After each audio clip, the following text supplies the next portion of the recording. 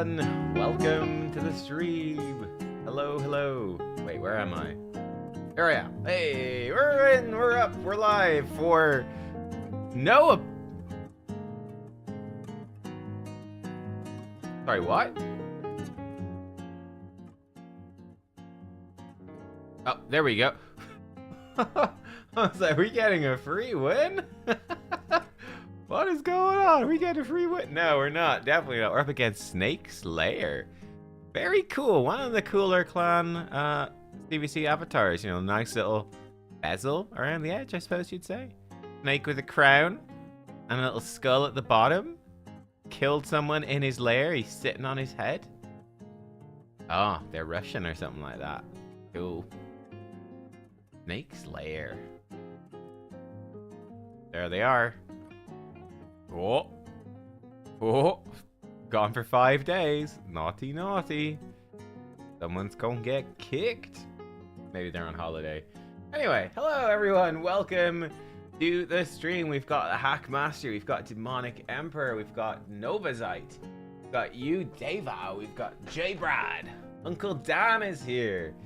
J.E. is here. Daddy John Jaeger. Sham Harry. Donut Press Play. What was Uncle Dan saying? High nubbins. Nubbins is a term from cribbage. I don't know. What is cribbage? What is nubbins? I'm so confused. We've got the mythical Celts, who's Xavier Kincaid. James Noms. We said hello to them already. We've got Musket Bliss. J Brad. Jaeger. Yeah. Mike Underwood. We've got lots of people. Oh man. It's hard to know sometimes when you start recognizing names. You're like, have I shouted them out already? Or is it just like they're you know, a regular supporter, a regular viewer, and if I don't shout them out, I'm being really mean. But it's just I recognize the name because they're often in the streams. But I haven't shouted them out this time. Oh, the struggles I go through. It's a tough job, folks. It's tough. But yeah, welcome to CvC. We're just getting some daily quests done. Well, let's not feed the level 10 guy. There we go. Great. How we doing? Let's check out our champ training tournament. Here we go. Am I in line for the Basim Soul? Let's take a look. Here we are. Right, I have 700 points. We've got some Korean lad from Mad. He's got 21,000. Oh, but somebody from CLS has decided to have a go. Holy. And then we've got a bunch of people sort of chilling. They've done a few points, but they're kind of chill. Wow, look at this for a clan thing, but look at these two for clan things. Wow. There's this clan thing looks, I don't know, that looks like a bit like a butt plug or something. I don't know. Sorry to that clan, but it does. They've got roast chicken. We've got lots of interesting stuff happening. That's actually a really cool one. Good job, LDL. But yeah, we've got some mad guys pushing hard. I saw this and I was like, I would like Japan. I would like Basim, his soul, but you know, I saw a mad guy going for it, and I was like, okay, if there's a mad guy who's decided, if there's some mad Korean lad who's decided he wants to get that Basim soul, you know what? I'm not gonna fight him. He can have it. It's his. It's his. Go wild, buddy. It's all yours. Right, let's get Iron Twins out of the way anyway. Oh, man. Oh, clan quests. Yes. Clan quests. Let's take a look. Armand's is tempting. Do you think Armand's is tempting? Let me start a poll. How relevant is Armand's for you in your 2026 arena? With and against. Extremely. Let's say very relevant. Slightly relevant. Slightly irrelevant. Very. Just curious where people go. There you go. You got a nice 4-point scale, my dudes. Get your votes in. Almost wet hair. Does my hair look wet? That's not good. That's not good. My hair's dry. It's dry. I guess it's... Is it a bit greasy? I hope not. I think it's just the light is shining on. I think it's just shiny. I think it's just shiny. Just shiny, that's all. It's just shiny. But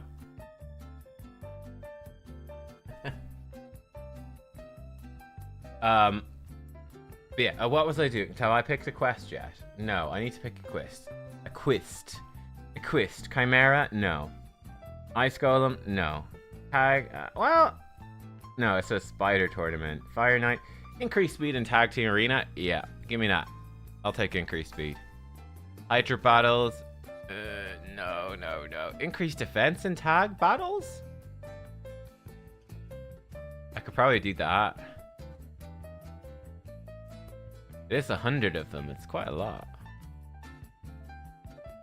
I'll probably just take that. Fuck it. Right. Increased defense. We've got Basim. We'll use Basim.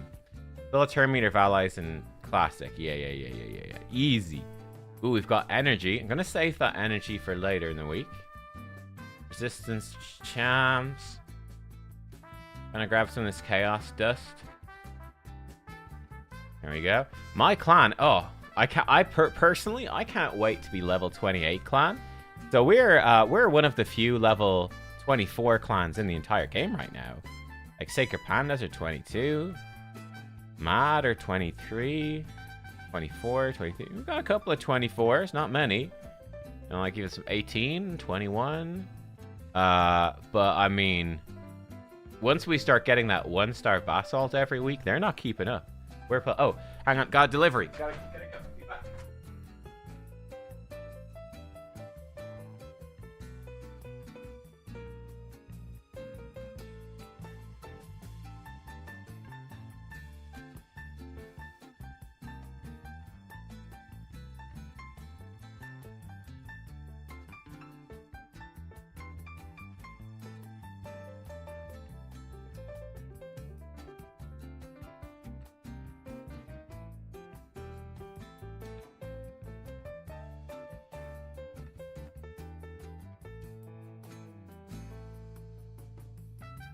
Alright, I'm back. So I was so excited by the 1-star basalt, I had to run away. Lest I piss myself with excitement. No, we had a delivery. Grab the chaos ore while we're here. Oh, I think energy. We'll get the energy. Alright, that's about it. Buy the chicken. I'm not gonna buy the chicken. Okay, we have to do some campaign battles. Let's do super raids. We'll do 4 super raids. We'll throw in some shite. And there's champ training on. Maybe I'll get something. Guess so. Throw in some voids for fun. 4. Yeah.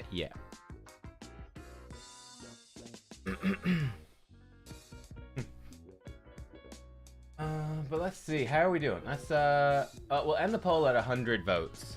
The stream's only started, but we're close. 5 more. Grand. Yeah, so I'm gonna do a whole video on this, but I was talking about empowerment in a recent video, and then I was like, wait, I actually have got a few more champions I can empower. So now I have a +3 Varl, a +1 Ezio, and a +1 Raglan. Those are new. And check it out as well. I can, for the assassins, I could +1, I'll talk about it in another video. I could +1 Elatrion, but I might +1 a Tomb Lord instead. No, I've done Ezio. Edward, so Helior and Abbess, or Edward and Basim. Helior, go away, banner. I have 2 free Helior, so I can +2 Edward and what was it, Abbess? I've got 2 Abbesses, so I can +2 Basim as well. I do have Basim, he's here. He's sitting with Naldua. But yeah, I can +2 Basim and I can +2 Edward. Edward is quite nice. Getting that extra 10 speed is quite good for him, actually. He doesn't have the highest base speed, and he quite wants to go first. Or go fast, certainly. Yeah, where were we? On the Oh shit, I forgot the poll. Okay, cool. Let's see the results. We got over 100, a little bit over 100. I meant to end it a while ago, but that's okay.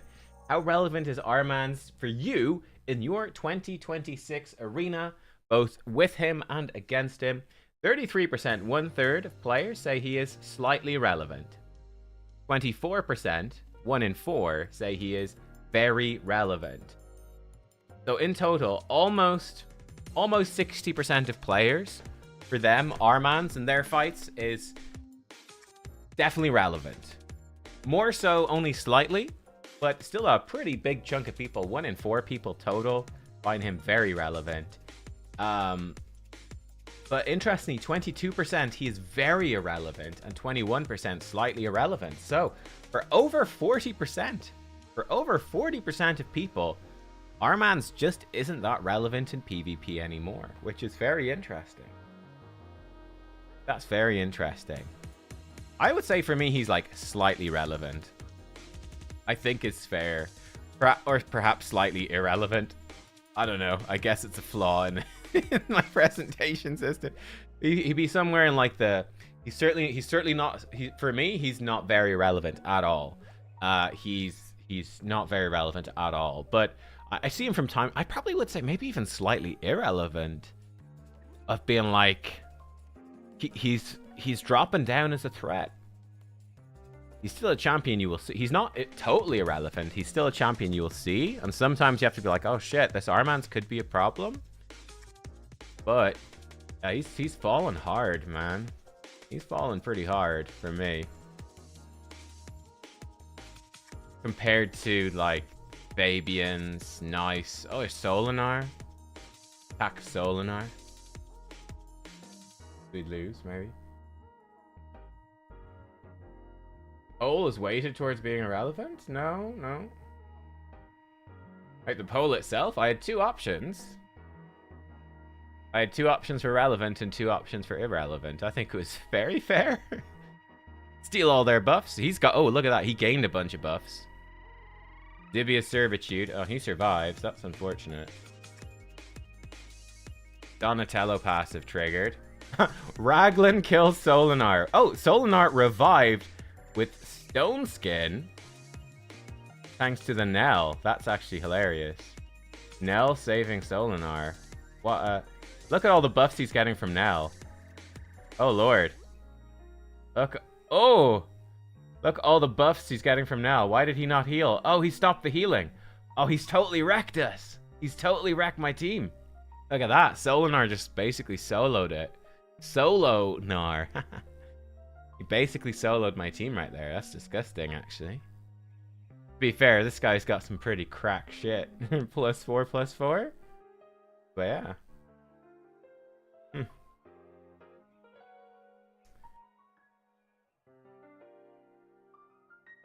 What? Wait.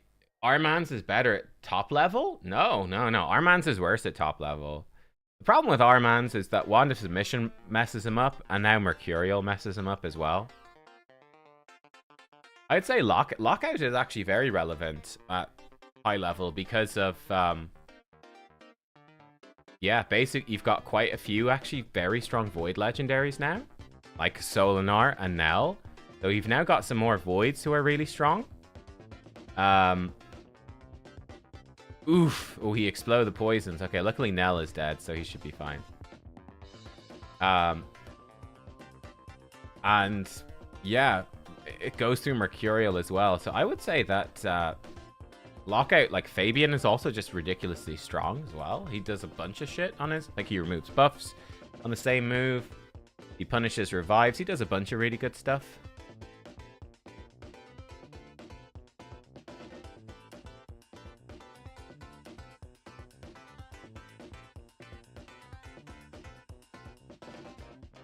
He's better at higher level because less wands? Are there less wands at higher level? How many wands are at high level compared to low level? What is the specific difference?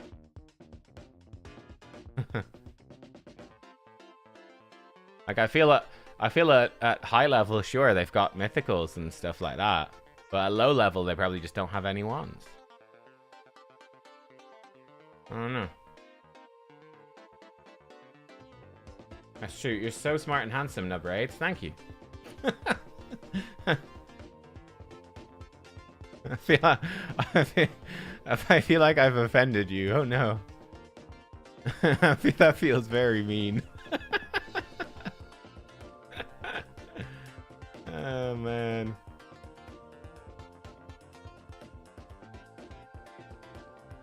Why or how did I decide to be a raid content creator? Did I see potential in the game? Yeah, so my original channel, which I might revive a bit for World of Warcraft Midnight, was just called Nubkeks. It's been dead for a long time. I did put out a couple of videos last week, actually, for fun. But I was covering, actually, I think it was World of Warcraft Shadowlands beta 4 or 5 years ago now. Yeah, probably maybe 6 years ago. I don't know.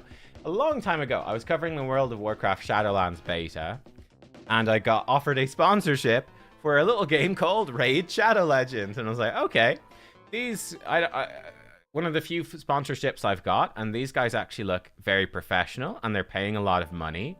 This seems great. Like, compared to everything else I've been offered, because you get offered some awful shit. Let me tell you, for sponsorships, you get offered some garbage. Oh. I was like, this actually looks cool. It's an actual video game, and I'll check it out. So I ended up doing a couple, maybe 2 different sponsorships for Raid for a couple of months during the Shadowlands beta, I think. And yeah, then I kept playing the game after that. For the first couple of, it didn't really grab me for the first couple of months. It was sort of just doing it for the sponsorships. It's like, okay, this is cool, but I'm not mad into it. But because I had to sort of keep playing it for 2 or 3 months to cover the sponsorships, or at least keep in touch, I was getting up to date on it, and I was like, okay. By the end of that, I was sort of getting into it a bit, and I was like, all right, I actually do like this. I'll keep playing, and it's something fun to play on my phone. And I kept playing the game, and then I ended up playing the game for about a year, and I was really into it at that point. And yeah, I was like, you know, I feel like I've got something. I feel like I could be a good content creator for this game, and like I've got a perspective. At the time, right, we had all the big CCs have been playing at that point for a couple of years to 3 years or so, and they'd been spending a lot of money. So you know, they were very endgame for the time of the game, and I was like, I feel like I've got a different perspective from these guys. Like, I'm coming in at the time basically free to play, a year into the game, very early game. I'm progressing on this content, trying to use epics and all sorts of stuff. I was like, okay, I feel like I got a unique perspective. So give it a go. Let's just make some videos and see. And then it ended up doing really well and became my main channel. So long story short, the channel ended up doing super well. People really like the videos. And yeah, it's quite different really from how my channel is nowadays, where nowadays it's, you know, a lot of it is news. And I'm obviously extremely endgame at this point. So quite different. It started out as very much a sort of progression PvE channel, but like I'm not a progression PvE player anymore. My account is, you know, this is years down the line, so I've got more of the end game perspective now. Yeah, so basically where we're at. But yeah, anyway, Crixia, yeah, Crixia is very strong in the meta right now because again, she gives you a way to counter people in Mercurial, but she's also good against people with Fabian as well, because she can cancel the lockout with her alternate form. And yeah, I think Crixia is really nice at the moment. I think the meta suits her decently well, but I think one of the big things for lockout is, yes, you've got some very strong mythicals who don't really care, but you also have one thing about Crixia as well, because she removes buffs before attacking. I'm pretty sure I don't know. I think she can still lock you out even through Chronophage. I'm pretty certain. Is that right? Like, I'm pretty sure I saw that happen to me, where she actually removed Chronophage with this and then locked me out. I think. But yeah, it means that she sort of counters people. People relying on Chronophage get kind of screwed by her, which is kind of silly in a sense. I mean, I don't know. It's a bit weird. Are Chronam and Jamarsa still viable for Hydra? I mean, they get you the chest, but they're not going to do anything spectacular in terms of damage. Like, Chronam is a AoE burn and burn exploder. Like, it's very low damage for anything these days in Hydra. But it will obviously get you the chest done. So the thing about Hydra, right, is like, yeah, it will get you... Cronin will definitely get you like a 36.6 million chest. Like, he's totally viable for that. In fact, he could even be considered pretty good for getting you that. But the thing is, we're now doing... You know, you're now up against champions who are doing billions of damage. And HP burn is just never going to reach anything like that, so... Is he viable for chests? Yes, definitely. Is he viable for pushing leaderboards? No. I never got Cronin myself. He's so ridiculously difficult to get. Yeah, basically that's where we're at. I don't really want him to get buffed either. Because, you know, I don't know. He's one of those funny things. Yeah, Crixia removes the chronophage. I thought so, which makes her very strong. I mean, I see the two sides of it. I see side number one being chronophage is the set, which is designed to protect you from lockout champions. What's the point? Because there's not that many lockout champions. What's the point if one of them just removes it before the lockout? That's a bit shit. I also see the point that, oh, well, Crixia is the mythical lockout champion. Perhaps she should bypass the set. I don't know. I don't know which one I lean towards. I don't know. Tricky. How do I build Freya? You can build Freya. I'll show you mine, I think. Lots of different ways to build a Freya. I actually have a spare Freya as well. I could +1 her. But funny enough, Freya could be used to empower someone in the future. And if that ever happened, she'd be extremely good. If I got a second Freya, I might +2 her, though. I have her in 9-piece protection. But you could go 4 stone skin for lethal. 4 stone skin for chronophage. Go anything. You go 9-piece mercurial. She can work with almost any sort of set. But generally, you're looking for high speed. You can build her for damage as well. Is fine. You could build her as your fastest champion. As a turn meter booster, because she's got 20% boost. With 110 base speed, she can absolutely be like your fastest champ. You could build her, you know, as a typical sort of support like I've got, which is like medium speed. You could build her as a nuker, so slower speed.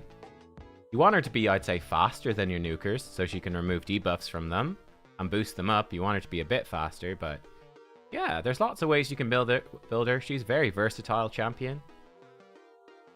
Yeah, you can go hard on the damage. She does attack quite a bit. Oh, we're doing... Oh, done.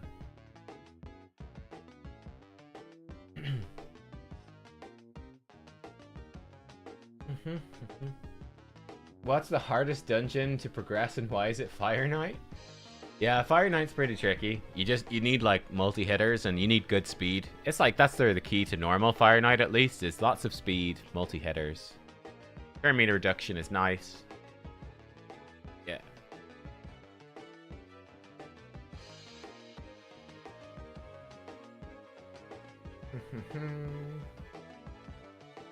How is Predator? Predator is very, very, very strong. Particularly because, you know, he's only a regular legendary. He's empowered by Pythion, so people can easily enough empower him. I unfortunately don't have any spare Pythions, but if I did, I would definitely empower Predator. But you see lots of +4 Predators wandering around, so he's a freaking monster. He just does a ton of damage. He's got Block Revive, which is very useful. And his passive is crazy. This evade passive is absolutely nuts. 50-50 to evade everything at the start of the fight. Insane. And then he can stack up to a 60% chance to evade everything. And he counterattacks whenever he evades. Like, it's absolutely cracked. It's super, super strong. He is super strong. Do I have any... Yeah, like here, you can see him here.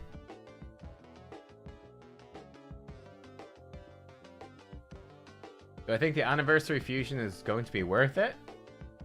Most likely. I mean, we don't know for sure, but I would certainly expect it.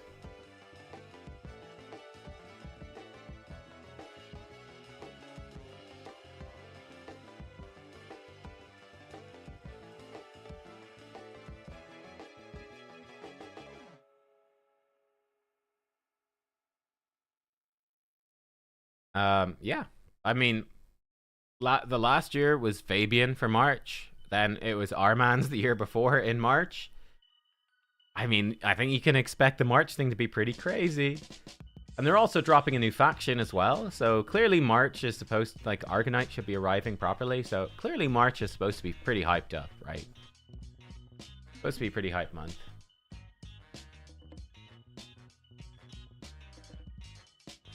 Do you think they'll nerf Predator's passive? No. Okay, so do I think they should nerf his passive? Yes. Do I think they will nerf his passive? No. No. I don't think Raid are gonna nerf anything, ever. Basically. Like, they're just not nerfing anything. Ever. Doesn't matter how OP something is, they're not nerfing it. Predator's having a tough time here, I'll tell you.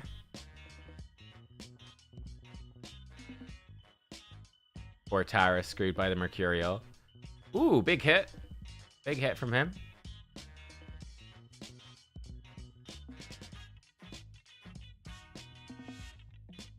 So yeah, what they do with fusions, with fragment fusions, so like Nalduo's fragments, typically a couple of days after the final event of the fusion, they will offer people a pack to buy the remaining fragments. They typically only offer those packs one time, so get them or forget them, that sort of thing, but yeah. So yeah, I'd expect there will be packs for Nalduo, but you probably only have one chance to get him. Oh, Aspect of Seroth coming in clutch. Can we kill this guy, please?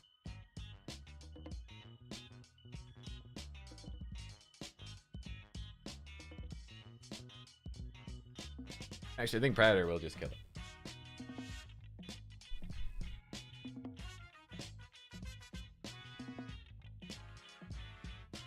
Yeah, so basically what's most likely to happen is they will just create a new Void Legendary or Mythical Champion or something. They'll just create a new champion that ignores Evade.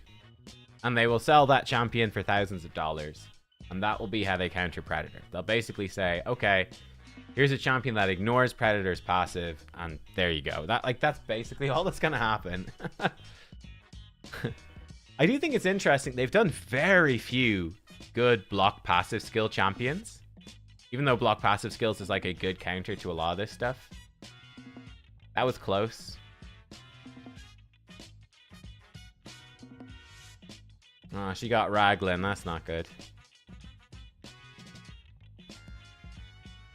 So on auto. Woo, saved. Saved by Donnie. Unfortunately, Raglan's dead, which is not good. Whew. But yeah, that's basically that's all Raid will do. They'll just nerf the OP stuff. Sorry, they don't nerf anything. The reality is that for whatever reason, the Raid player base has decided that they really don't want anything nerfed ever. They just want to buy. They want to just spend more money. That's basically what happened, is that the Raid... Plarium sat down, the Raid player base was there, and they said, okay, guys, what do you want for the game? So we can balance... Oh, we lost that one. We can balance the game for you guys. Like, we can nerf stuff, we can tune it, you know, try and make everything a bit more fair. And the Raid player base said, no, we don't want that. And they're like, oh, okay.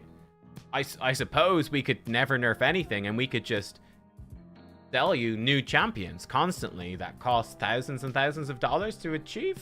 And the player base said, yeah, give us that instead. That's what we want. And Plarium were like, oh, okay, shit, okay. Well, great, cool. We get to make loads of money. You guys weirdly are happy with this. Instead of having the game be balanced, just constantly power creep stuff and just sell you stuff for thousands of dollars. And that's what you actually want that. This is great. Wow. Raid Shadow Legends, everyone. Cue up another big ad promotion. Let's go. Get more players in. This is amazing. And that's basically what happened. That's the story of Raid Shadow Legends as told by Nub Raids. That's the story. That's story time. That's story time. So I missed Mythical Celt. I missed your question about how fast my arena team is. I I think Raglan's about 340, 350-ish sort of speed. And the rest are all about like 250. Nell is quite slow. I think she's 230, but I obviously want her to be a lot faster. I don't have the gear right now.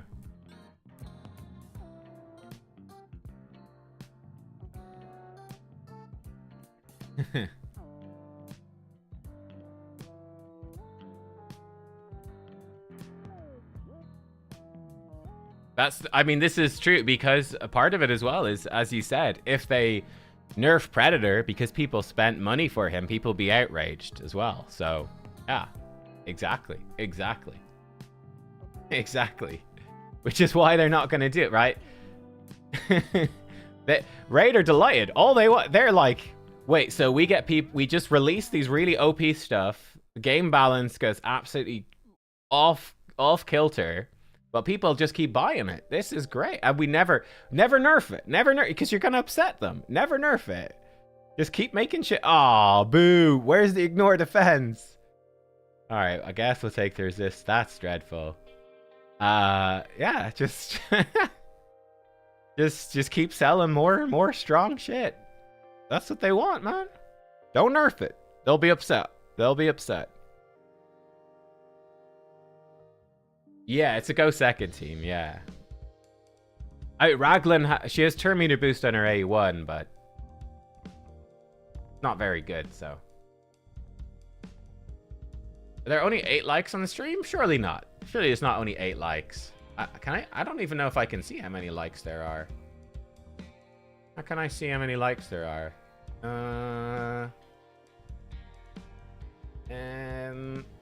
I don't know. I can see viewers. I don't know how to see likes. It's actually kind of weird. I can't see the likes, as far as I'm aware. Buff Rotus back. I mean, you know, it's kind of a fair point. That, or well, I think it's a very good point that people I think miss often, which is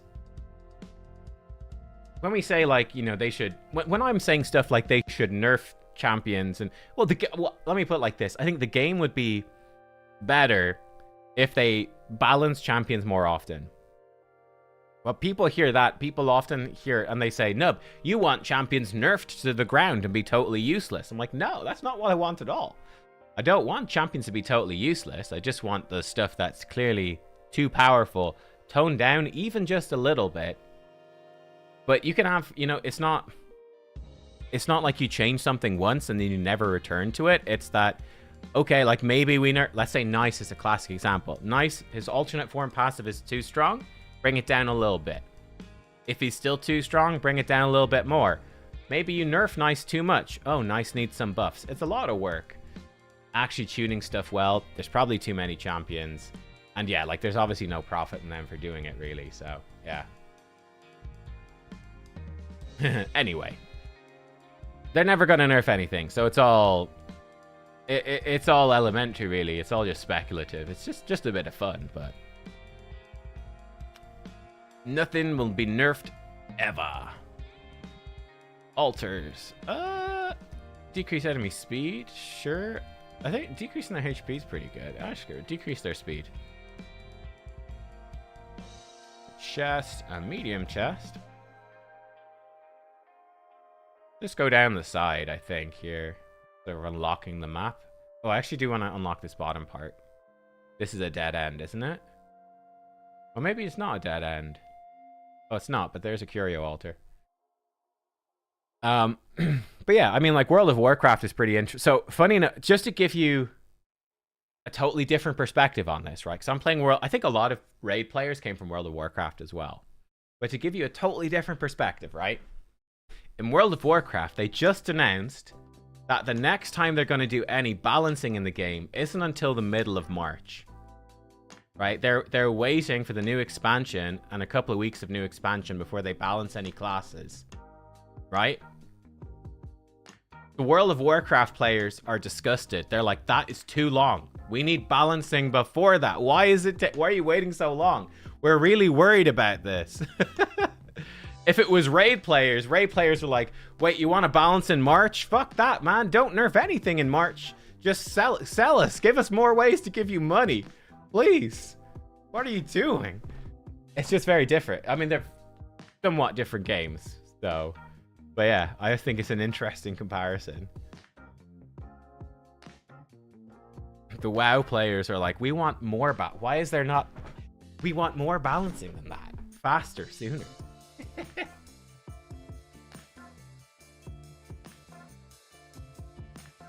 I can see it in the stream settings in the YouTube studio at the top beside analytics. I've got viewer activity and stream settings. Oh, do I see it in the stream settings? Oh, I do. 105. Thank you. Look at you. You know how to stream better than me. 105 likes. Nice.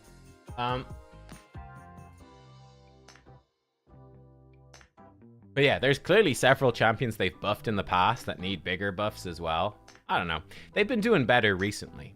I think the recent buffs have been... I think as they've done more buffs, they've gotten a bit better at it.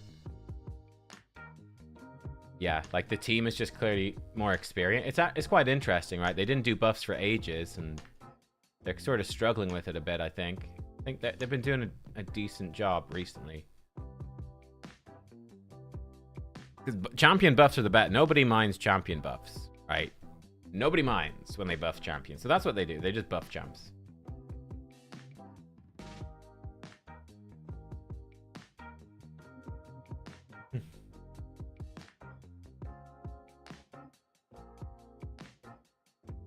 How's this game not dead yet? It's a really, really fun game with constant updates. Basically, long story short, it's a very cool game. Very fun collector game with constant gameplay updates. Constant new champions to collect. That's sort of it.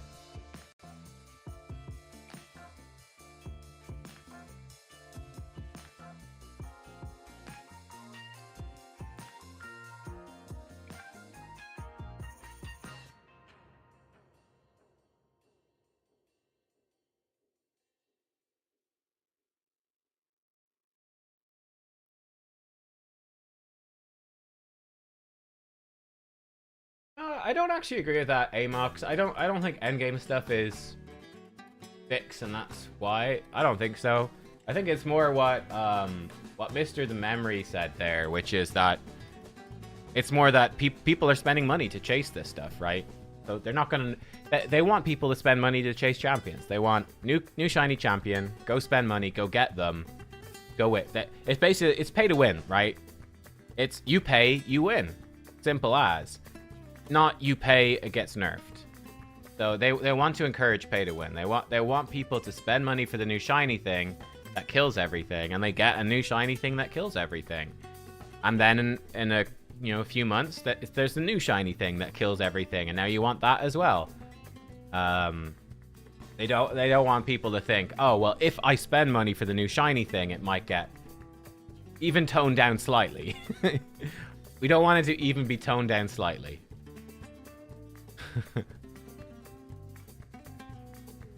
But at the same time, they'll sell you the new shiny thing that counters the old shiny thing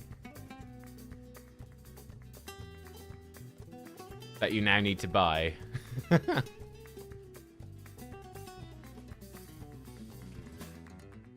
want to know what is in that. I guess we just go this way.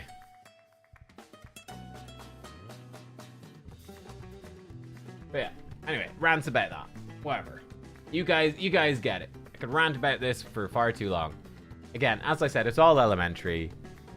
I think it's pretty clear why they don't want to nerf anything ever, and I don't think they will nerf anything ever. I think, you know, they obviously nerfed stuff back in the day. They nerfed Sifi, they nerfed Rotus, they nerfed Torment. But enough everyone, I think at the time, really agreed that does Theodore always stand like that? That looks weird. I think everyone at the time accepted that those were good nerfs and deserved. Certainly looking back at it now, people say those were good nerfs back in the day.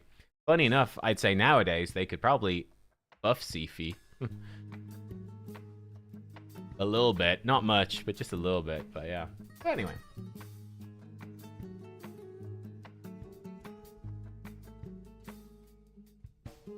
Yeah, they nerf Sanguine Maria. They nerf stuff before it releases. But yeah, I mean, you guys saw the reaction to Sanguine Maria being nerfed. People went crazy.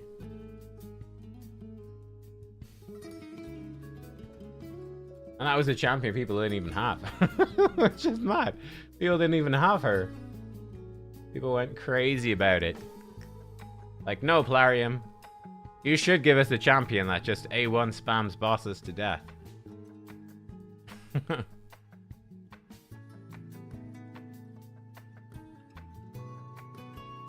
The reality would be they just make bosses like, I don't know.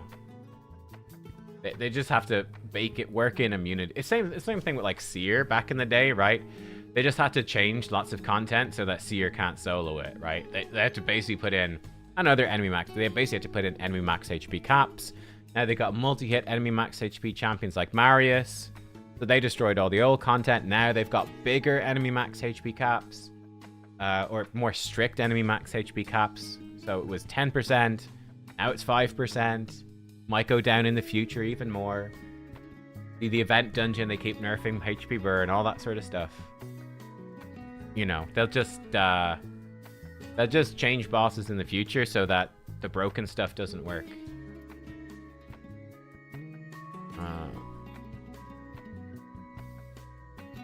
Geomancer? Yeah, Geomancer's another great example. They just changed the bosses so that Geomancer isn't, you know, an easy solo anymore. Yeah. Mm-hmm. Yeah.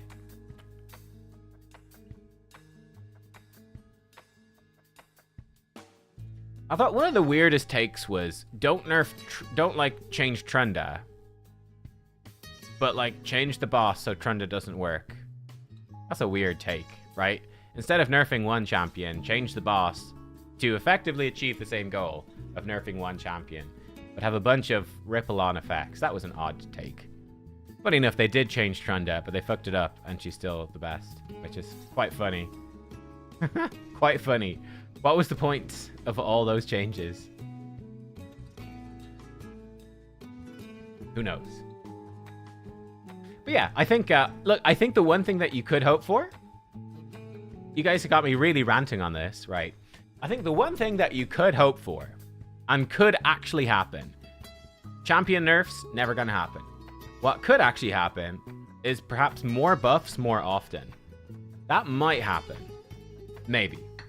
That might happen.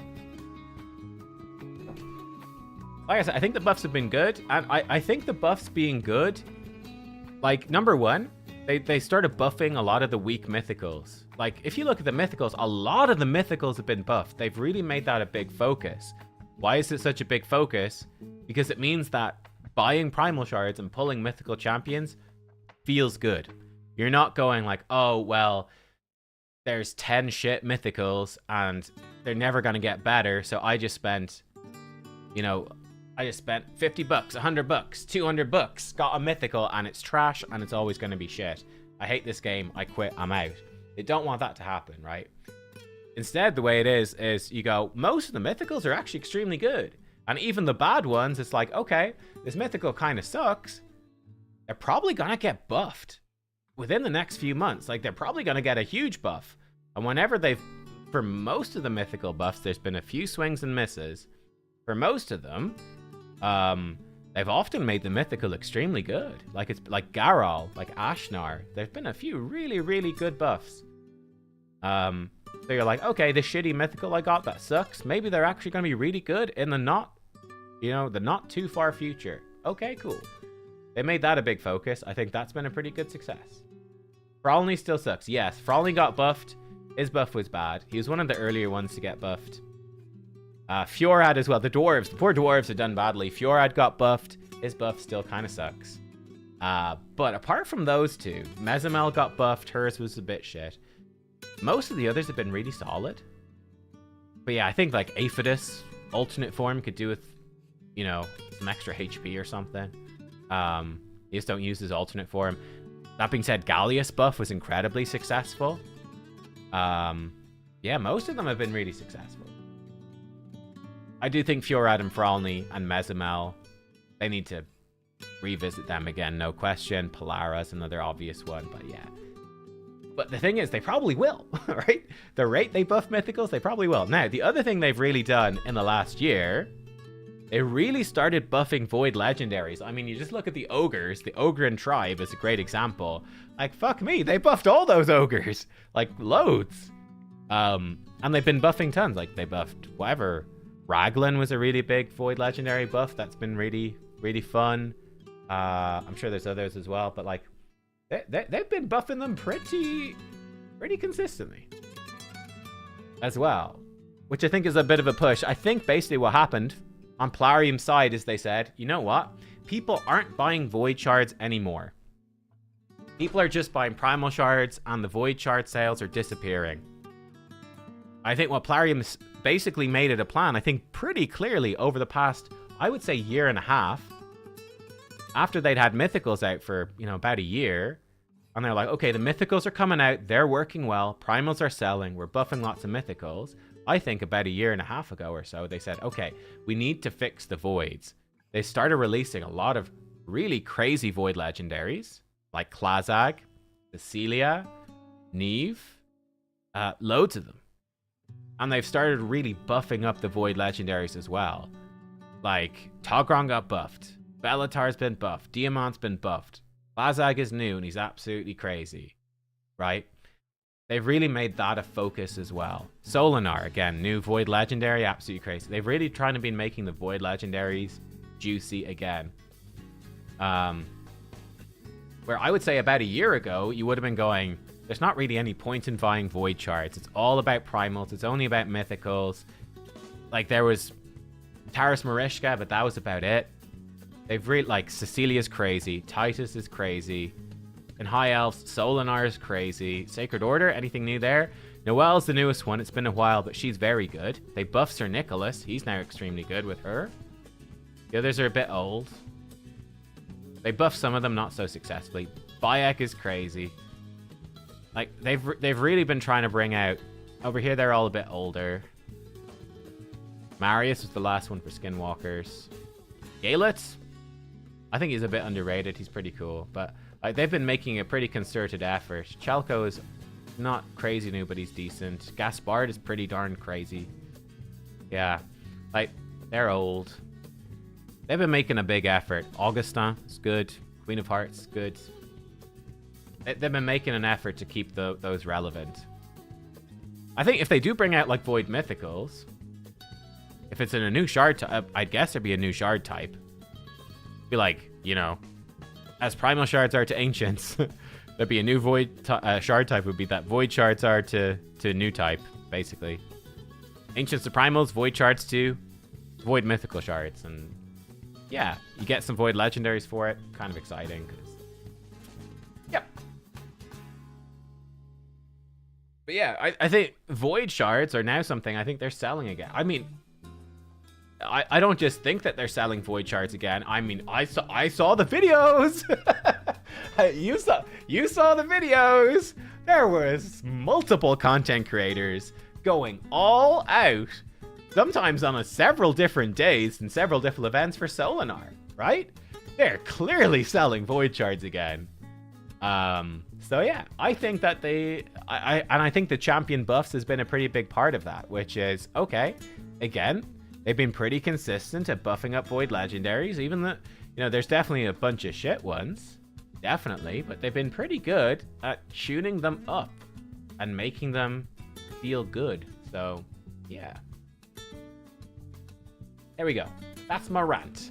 That's my rant. Yeah, she looks a bit shit. Anaxia, I'm not sure about her, like her base form. The thing is like, what content is she designed for? Like, she might be designed for future content. I don't know. It's a bit weird. Where is she meant to be used? She's an AoE provoke, a counterattack that heals, and then she's got a AoE leech and gives people a shield. Excuse me, a shield. And she's sort of a damage dealer. I'm not sure what she's for. She just seems a bit generic. But I think you could probably get her relatively early in the game, and she would be quite helpful. Then a damage dealer in an alternate form. Like, here's the thing. She's an ignore stone skin damage dealer. By the time you actually get her, Stone Skin is probably not going to be that common, and she just has single hits. I think she join into attacks, though? She joins every third attacking skill used by allies. That's not bad. Extra hit. Good against Mercurial. Ally attack is very good against Mercurial. Yeah, I don't know. We have to see. No one's played with her. Maybe she hits incredibly hard. I don't know. She's got very good stats. So, I don't know.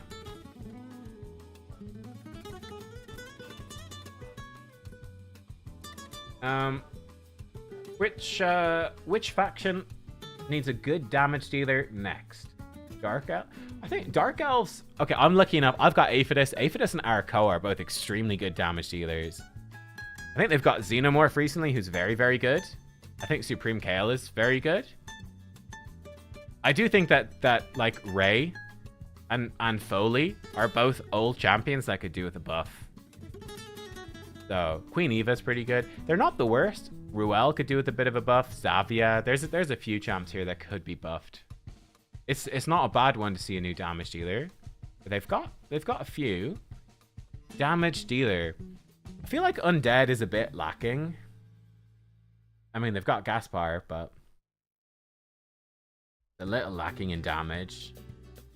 Demon Spawn's pretty... Demon Spawn, definitely Crixia and Neathway really need buffs. They're both very old. Crixia especially.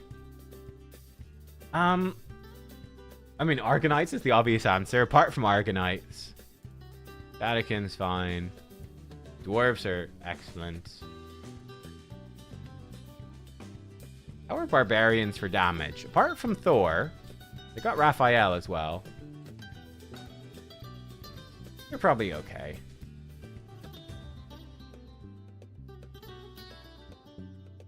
Ogres have Tuskor and Modo. I mean, to be fair, they have been adding new champions to these factions, it's just you can't get them. Lizardman is a bit rough, actually. Obviously, Predator is ridiculous. Lizardman's a bit lacking in, like, a good damage dealer for non-Predator. There's Teox, he's extremely difficult to get. They're quite lacking. Anaxia will definitely help with that, for sure. Even their epics, they don't have very good damage. Like, Slixus is okay. I think lizards could do with more damage. Orcs have a lot of damage. Admittedly, they are kind of bad. But, like, Crocat, Robar's alright. Rohack's not great. Garrog's alright. Varl is good. They've got quite a lot of damage, actually. They're pretty aggressive. But they're not that insane. Oh, Roxam. I'm an idiot. Yeah, of course. Roxam is excellent now. Yeah, you're right. Roxam is really good. Yeah. I don't have him. I forgot about him. Yeah, never mind. They've got Roxam buff. Was excellent. That was a much needed buff, actually. They could buff Fushan. That would help a lot. Yeah. Fushan buff. A Razin buff. That's it. That's how you solve the fact. Buff Razin, man. Like, come on, dude. 7 turn to a 6 turn cooldown? Bro. Buff Razin, and there you go. Faction saved.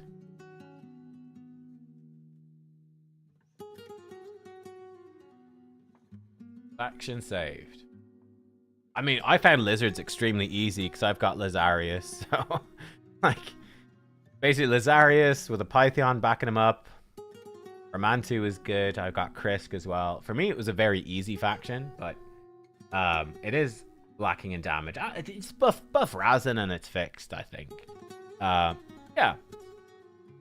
I think High Elves also need some buffs. They've got some very old, like Royal Huntsman and Roanus are very old, and they both look the same. They could really rework them a bit, but I don't know. Bellinor is definitely old. He deserves a buff. He's also quite ugly these days.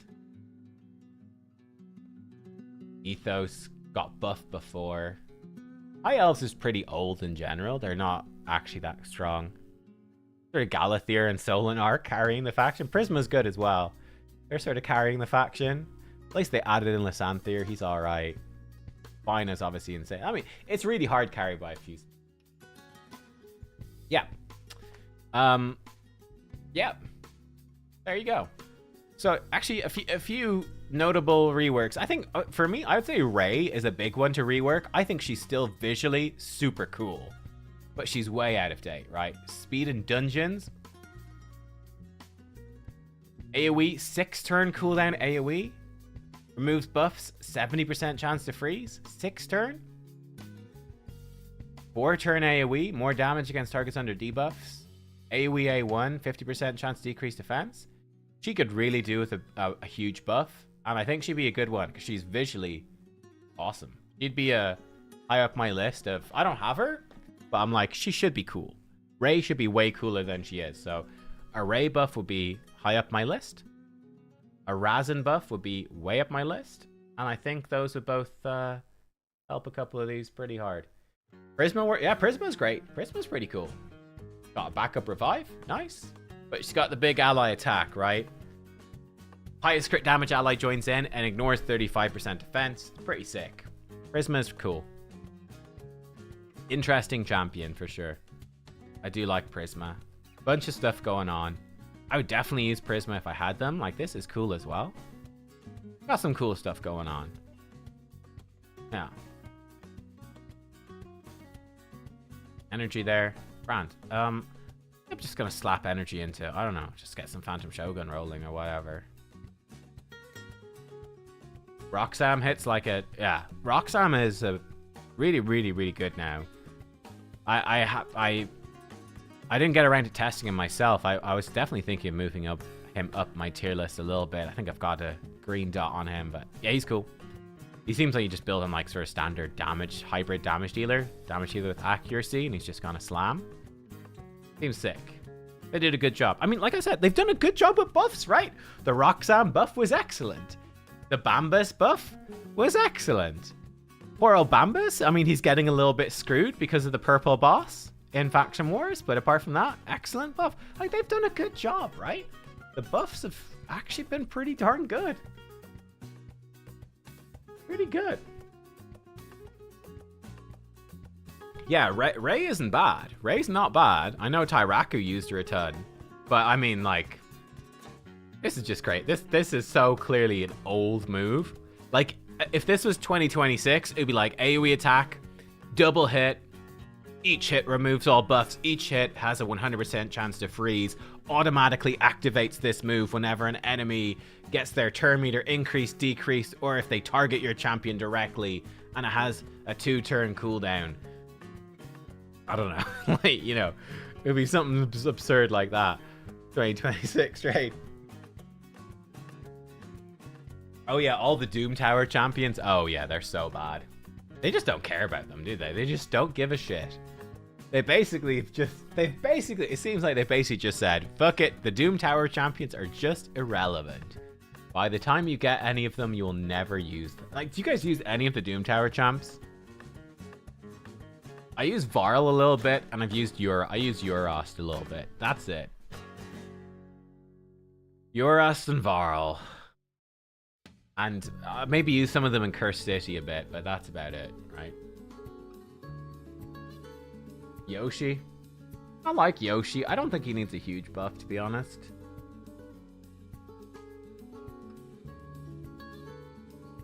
You could maybe just make it a 100% chance baseline of True Fear. Increase attack, increase accuracy, AoE True Fear. AoE decrease attack and True Fear or something. I don't know. I do like, it's quite fun. The 2-turn burn decrease accuracy is fun. You could up his chance to stun there or something. I don't know. He's not an insane champion, but he's okay. I think Yoshi's okay. Increase attack, increase accuracy is a decent combo of buffs. Is alright. Gwyneth and Kale, you use them a bit. Yeah, that's fair.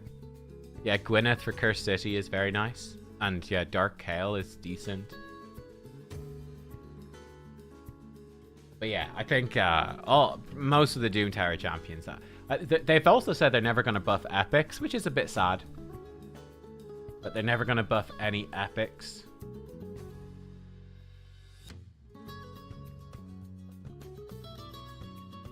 I think it's... Honestly, I probably don't mind that much, to be honest, if they don't buff it. Like, I do see their logic, which is... instead of investing time into buffing epics... we're going to invest the time into buffing legendaries and mythicals instead. I'm like, okay. I don't mind it. In a perfect world, I would like to see some epic buffs, even if they're just small, but yeah.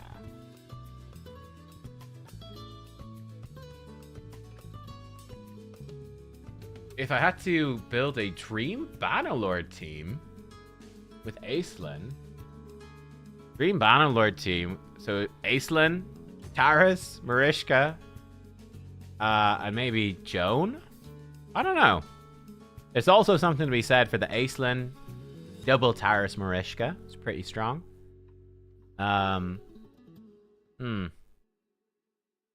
Maybe Androck could go on the team. But yeah, I think Aislinn Taras Marishka is a bit of a no-brainer.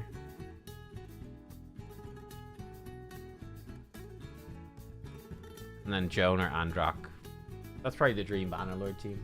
You can see that, you see it in Siege, like high-end Siege. You'll see the teams.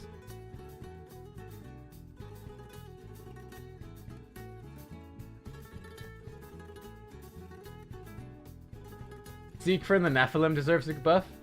He should ignore block damage, unkillable, and stone skin. That seems fair, yeah. Yeah. I do think Siegfried was one of the worst buffs they did. It wasn't all bad, but I think they made this A3 too powerful. And like his A2 isn't powerful enough. I don't know. His A1 is decent, but I feel like, I don't know, his passive and his A3 are a bit too strong. Versus his alternate form is good, but I don't know. I feel like the balance on Siegfried is a bit lopsided, personally. But yeah. Thoughts on Bystophis? I'll be honest with you, I don't think about Bystophis much at all. I don't actually have Bystophis. AoE block active skills and decrease defense, 100%. That's actually pretty good. I know it's a 4-turn. But AoE decrease defense, AoE block active skills, 4-turn move. Probably alright. Oh, this move sucks. 3-turn cool AoE attack, crits against block active skills, and heals himself. That's terrible. A1, single target attack, block active skills for 1 turn. True fear for 1 turn if they're under block actives. Yeah. He's very out of date. He's also very ugly. He's got massive attack, actually. Yeah, okay, so Bystophis, I think his A3 is really good.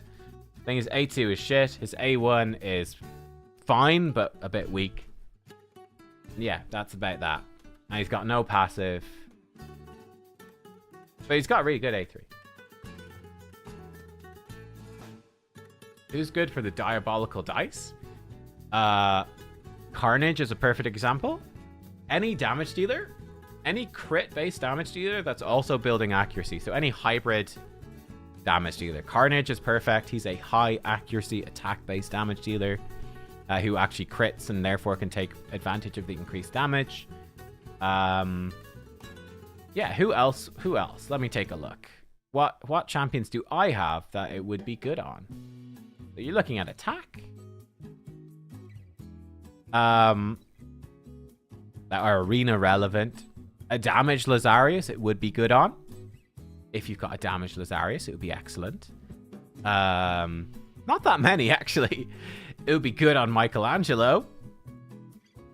But you might be better with a defensive relic. Cassandra doesn't build accuracy. There's not that many champs it's good on, to be honest. It would, like a PvP Thor, it would be decent. Okay on Wukong. Yeah, there's not that many, actually, is there? It's pretty alright on Sangha Maria. There's not that many that you build high act that I have that you build high. Yeah, it's a difficult. It's one of the things you're going to find actually with mythical relics. Genuinely, it's one of the things you'll find at mythical relics is it's very easy to find mythical relics that are good for someone like Star Sage Galathier. Quite difficult to find mythical, but there's plenty of mythical relics you'll struggle to find people that they're good on. Like a Chrono Cube, you know? There's not that many champions it's good on. Whereas like, if we say Star Sage Galathier, Ezio doesn't usually build accuracy. If you look at Galathir, you're like, Galathir, Valcardia Cart, yeah, good for Galathir. Hallowed Hilt, yes, good. Stormcaller, Chrono Cube, nah, those are bad for him. These ones, Crown of Corruption's okay, but not great. That's bad. Stars of Jinang, insane. Zibia Servitude, good. Dread Bomb, bad. Immortal Visage, very good. Dice, bad. Tower Helm, good. Murderfang, bad. Chrysalid, really good. Infernal Polytope, really good. Death Dealer, bad. Torch of Thraldom, probably not. Mind of Markat, probably not. Lens, no. Coronet, maybe. I mean, he can use almost half the mythical relics in the game and excel with them. The Galathir effect. Whereas then you've got some mythical relics and you're like, who do I even put this on? Genuinely. Like, I got a Torch of Thraldom, and I was like, who do I even put this Torch of Thraldom on? I could slap it on somebody for Faction Wars hard, but it's like, oh, I don't know. Yeah, Lens on Ninja makes sense. Very nice. Lens of Intangibility is good on, like, every damage dealer. Every crit damage dealer loves Lens of Intangibility. Any crit damage dealer who provides himself with Perfect Veil, so like Ninja, Lil Miss Annie, Aphidus, Predator, best in slot on basically all of them. It's like, it's ludicrously good.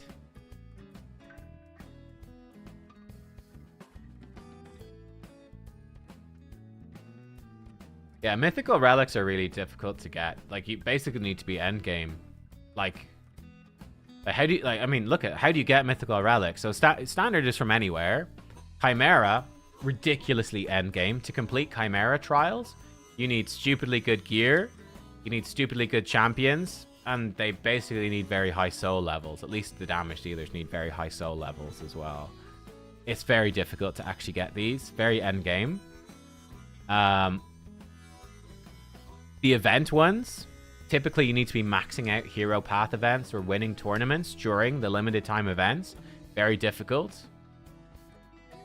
Very difficult to get these. Clan ones, I think it's basically just tier 8 siege. Very endgame.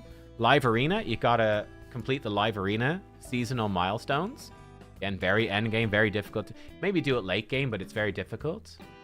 Faction wars, that one's more doable, but again, you need to be farming pretty high levels of Faction Wars hard. You need to be late to endgame to do it, to actually farm it.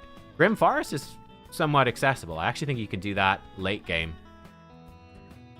Maybe you could even get some progress on mid game, to be honest. Probably do some of it. There are some of the easier ones to get. Because the Grim Forest is not crazy difficult, but they're all pretty hard. Like, Grim Forest is probably the easiest relics to get. But relics are tough to get, man. They are difficult to get. So yeah, outside of Grim Forest, you're kinda... It's kind of end game or bust. One thing I did find a little silly was I did feel like people were taking the relic voting a little too seriously. Like, you know, I do find it a little bit rich when you have people saying, why are you voting for Gore Crescent? You get so many Gore Crescents, guys. You get so many Gore Crescents. And it's like, you're getting so many Gore Crescents because you've invested thousands of dollars into the game. And you're farming 25 mythical relic fragments per key. So you're getting 50 mythical relic fragments every single week from Chimera. Every 2 weeks, you're getting a guaranteed legendary and possibly a mythical relic. It's like, that's why you've got lots of them, my dude. Most players are not drowning in Gore Crescents. But anyway. Do I read chat? No, never. Would never even look at chat. Anyway. Forge passes, Forge Pass doesn't give you any mythical relic fragments though. I mean, let's do a poll. Do you want them to sell mythical Forge Pass relics? Yes or no? I'll put in an unsure. Do you want them to sell mythical Forge Pass relics? It's an interesting question, I think. Yeah, Well, oh, that's a good question. What team for the Spider tournament? That is a good question.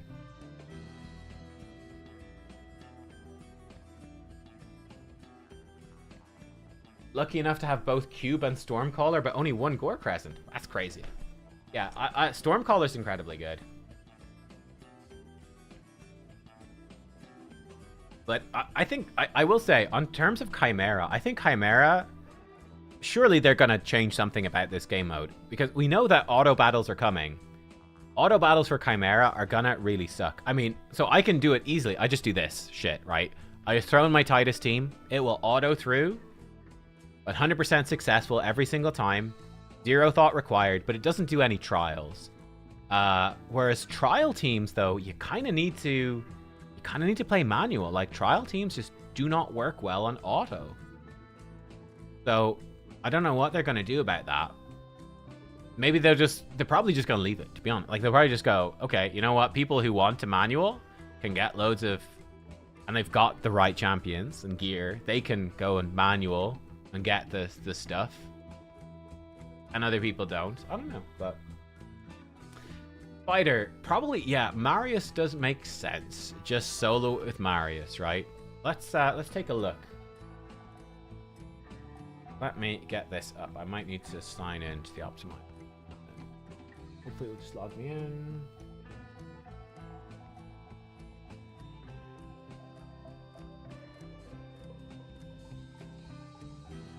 What is my fucking password?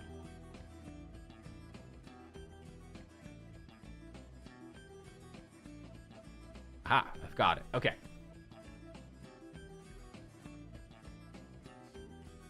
Oh, here we go. So we're looking for Spider.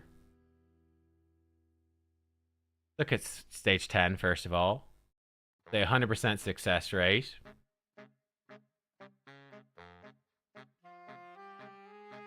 I said everyone from Skinwalkers. How about that? Marius solo. 100% success rate. 115,000 battles. 5 battles, 11. What one has the most fights? There's lots of people soloing at Marius. 80 battles, 100% success rate. Take a look at this.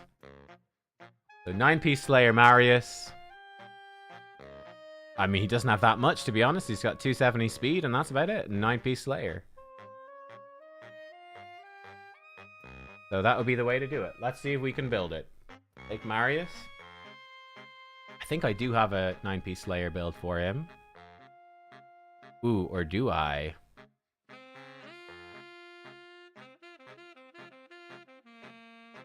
Do we have enough Slayer? He's already wearing stuff. I think I do.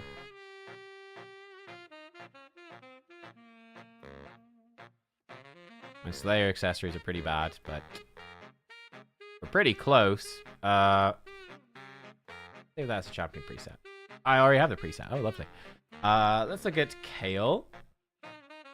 He's got Slayer gear. Save this as, like, Slayer. He's got, I think, my best Slayer gear.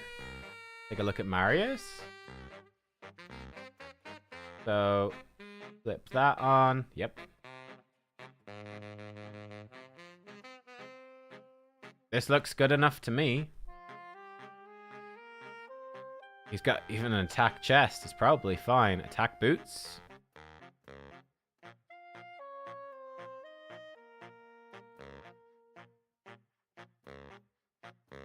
Make space. I love making space. Accessories are full. Ah, I love mine. I love when my accessories are full. I sell some of these old shitty. I guess I shouldn't sell this too much. I don't know. I hate accessories. I hate accessories so much, man. Hang on. Sell those. Whatever. Let's just sell epic normal accessories. Vatican, sell it. Don't want it. It's trash. Sell this lizard thing. Don't want it. Sell that. Don't want it. Cleansing? Refresh? Get out of here. I don't know. That's made some part of a preset. I don't even care, man. Don't even care. Now, your Marius might need to be 6-star. That's one thing to watch out for. I don't know. What if we put in some 1 and 2 stars to level up? Why not, right?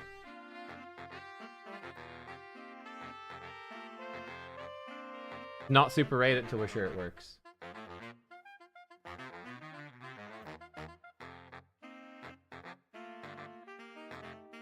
I wonder, does he need a preset? Doesn't look like it.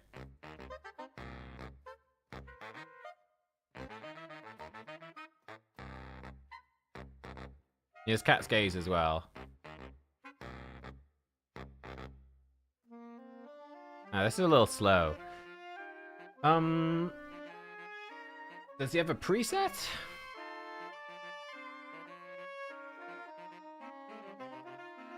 He does.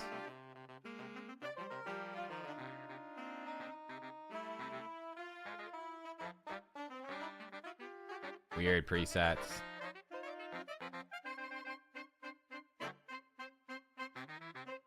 Oh, the food needs to be skinwalkers. You're right, you're right.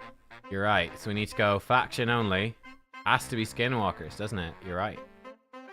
Well, let's slap some skinwalkers in there. That is a very good point. Easy to mess that up. Let's make a Marius team, and let's do faction skinwalkers. Do those. Priority 1 on Death or Glory. See if that works. Maybe he needs to... Does he need to spawn in more spiderlings?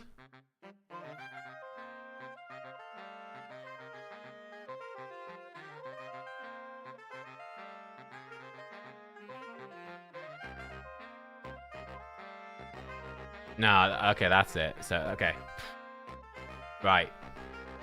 Sweet. Job done. Wait, what was the... Interesting. Wow. We had over 200 votes. Do you want them to sell mythical Forge Pass relics? 68% said no. I did not expect that. 68% said no. So how do you want people to get mythical Forge Pass relics? Events only, I suppose? Yeah, that team seems like it will work.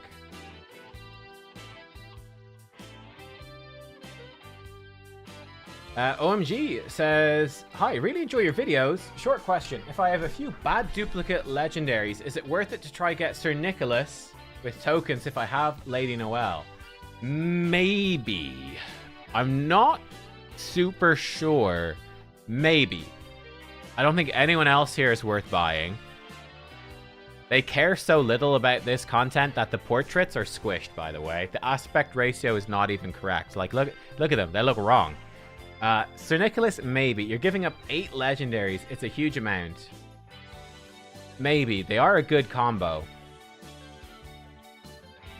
Obviously, one thing I would say is that they are releasing so many event champions these days that, like, they're, like, I mean, just in the last month, basically, well, last 2 months, they basically released 1, 2, 3, 4, 5, 6.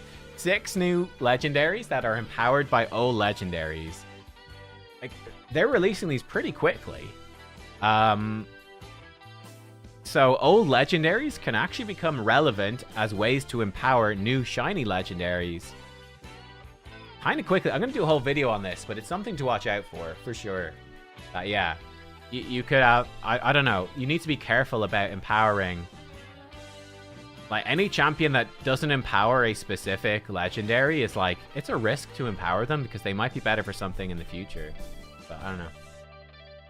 The only way to get those tokens is to sacrifice duplicate legendaries. I could come in and I could, I don't know what, yeah. I could sacrifice my Hackwarn for 500 life tokens. That's the only way to get them. They gave 500 for free when the feature first came out. I don't know if new people get that, but yeah, it's the only way to get them. Yeah, if you have Lady Noelle, Sir Nicholas is perhaps worth considering, but it's a pretty big cost. It might be worth it. But it is a big cost.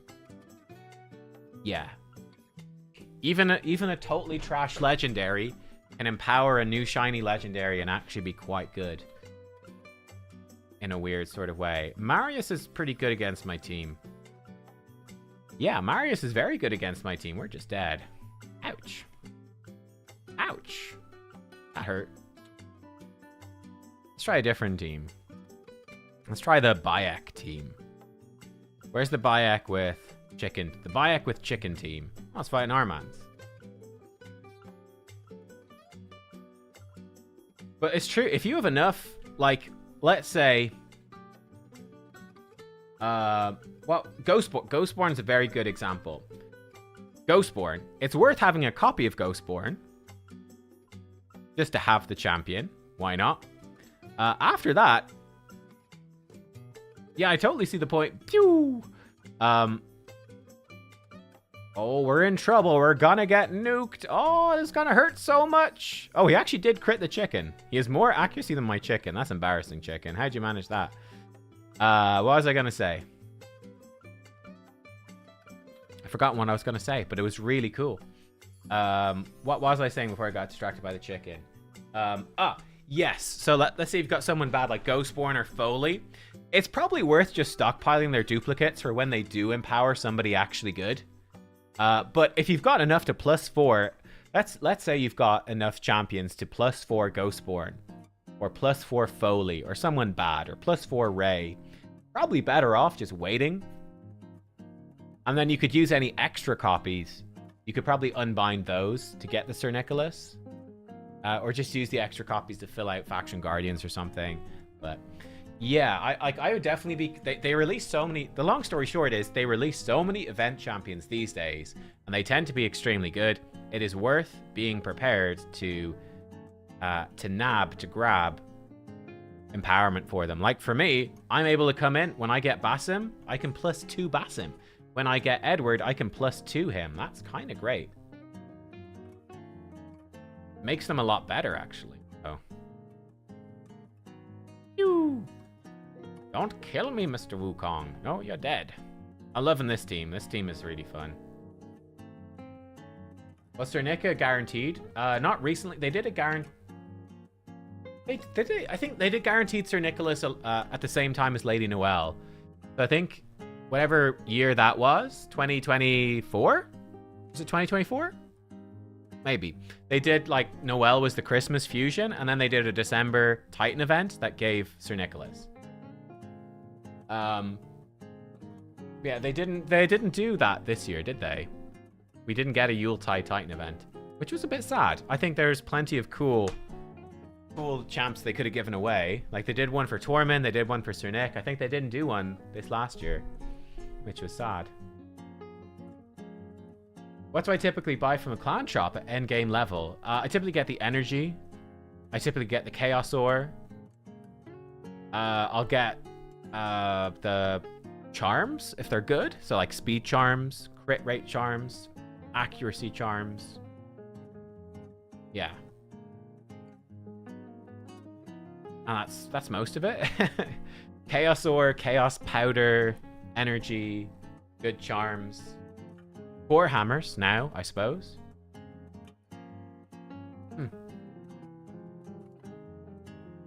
Got Edward.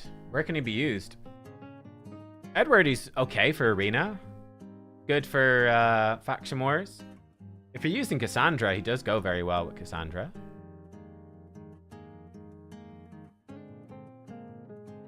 Pew. Oh, he didn't kill anybody. Shenanigans. Carnage actually might hurt. Yeah, I was gonna say Carnage actually tends to build accuracy, so he's kind of a dangerous one.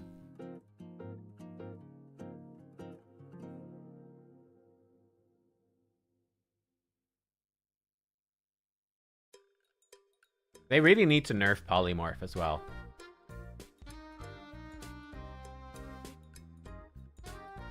Let's do a new poll. I can do a members only live stream. Huh. Start a new poll. They nerf Polymorph. Yes. No. Unsure. I'm just curious what you guys think. Should they nerf polymorph now in 2026? I'm not saying how they should nerf it, but like, should it be toned down a little bit in any which? Not a massive nerf, but should it be toned down a little bit or not? I'm curious what people think about that. Spoilers, I think it should be. Well, I'll talk about what I think should change, but I'm curious what you guys think.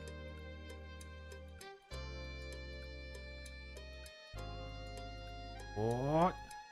I only kill one of them. Bad. He's so close to killing the Carnage, and he keeps missing. Did he have unkillable? I wasn't even paying attention. Poor chicken has got decreased defense now. Good man, Bayek. Remove her buff. Yes. What? Oh, Bayek secures the kill. Bayek with the damage.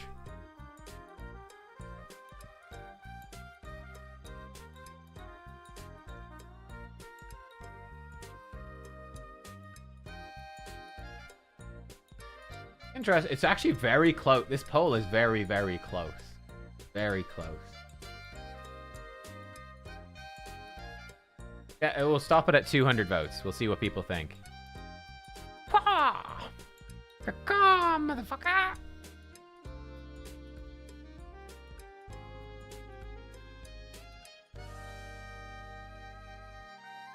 How would I build Cecilia the Red Hope for Chimera? Yeah, I would do 9-piece protection. Yep, 9-piece protection.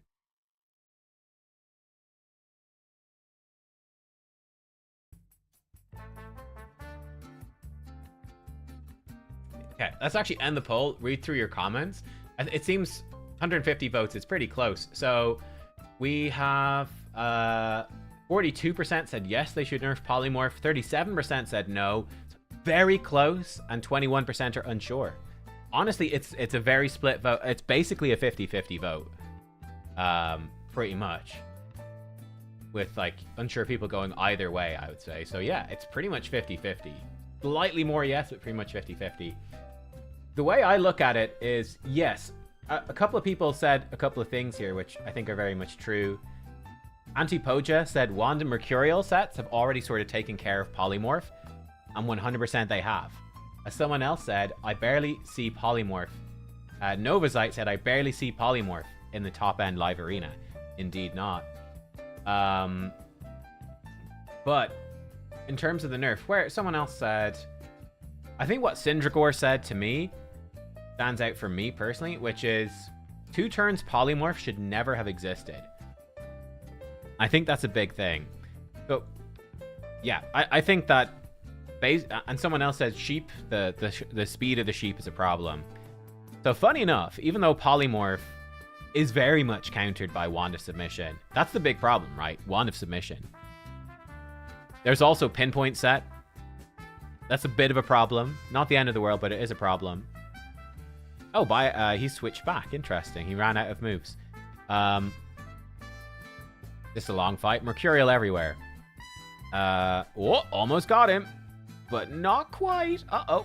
Survive, Gallius. Oh, he can't crit me. Excellent. Aha. Die, chicken. Yes, chicken versus chicken. Chick versus chick. Yeah, but yeah, I think polymorph. So the funny thing was, again, we come back to Raid not nerfing anything. Polymorph is an interesting example where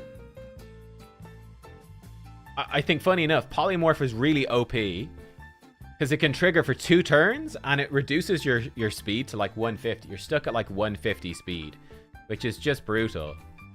Polymorph is stronger than it needs to be, honestly. Like, polymorph should probably only last for 1 turn, and it should probably just... It could reduce your speed a little bit, but not that much. Like, it could reduce your speed by, I don't know, 20% or something, but... You should be able to break free. Like, you can just get stuck in a situation, you get polymorphed, and you're stuck as a sheep for 2 turns. Your speed is really low, so you barely ever take... You can just be stuck as a sheep for half the fight, and it's really obnoxious. Yeah. But, funny enough, they never nerfed it. They brought out Pinpoint, the intercept buff, Good counter against Polymorph. Stops it at least once. Mercurial set now obviously counters it. And the big thing that countered it was Wand of Submission, right? Wand of Submission. You can get this up to a 50% chance to reflect Polymorph back at the producer. That's the main reason people don't use it.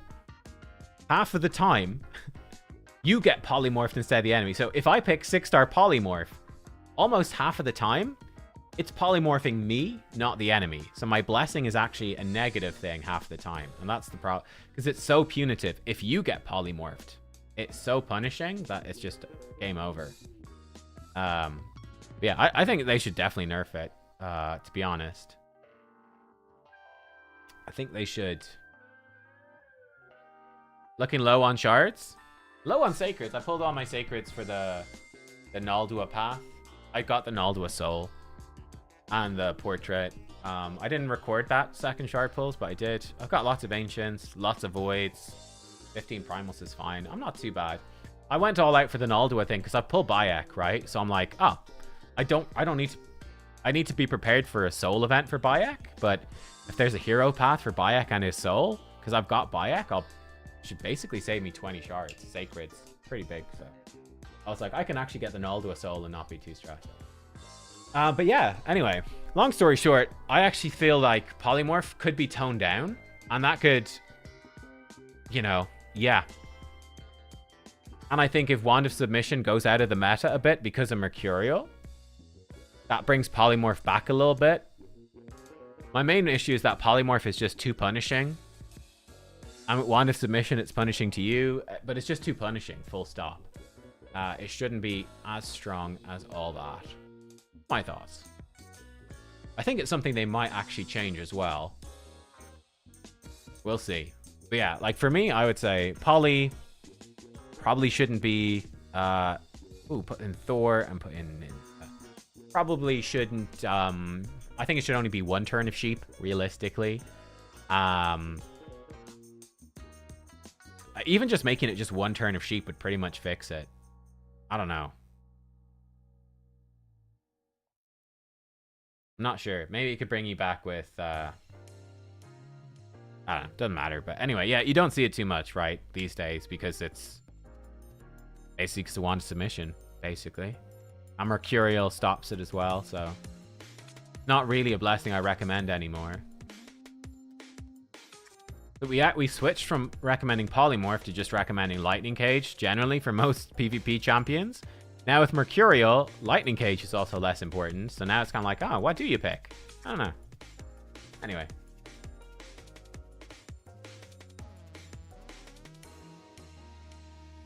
So, for me, if you said, should they nerf Total Guard? I think, at the moment, definitely not. I think Total Guard is too new to know for sure whether or not it should be nerfed.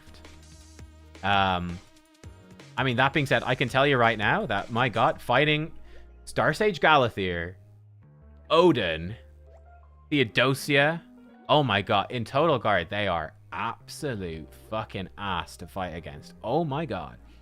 But, like, Turtles are actually really good against Total Guard, for example. We put in Predator. Actually, will Predator just kill us? Predator might just kill us. That'd be funny. Yeah, I'm not certain that they should nerf it yet. I'm not certain.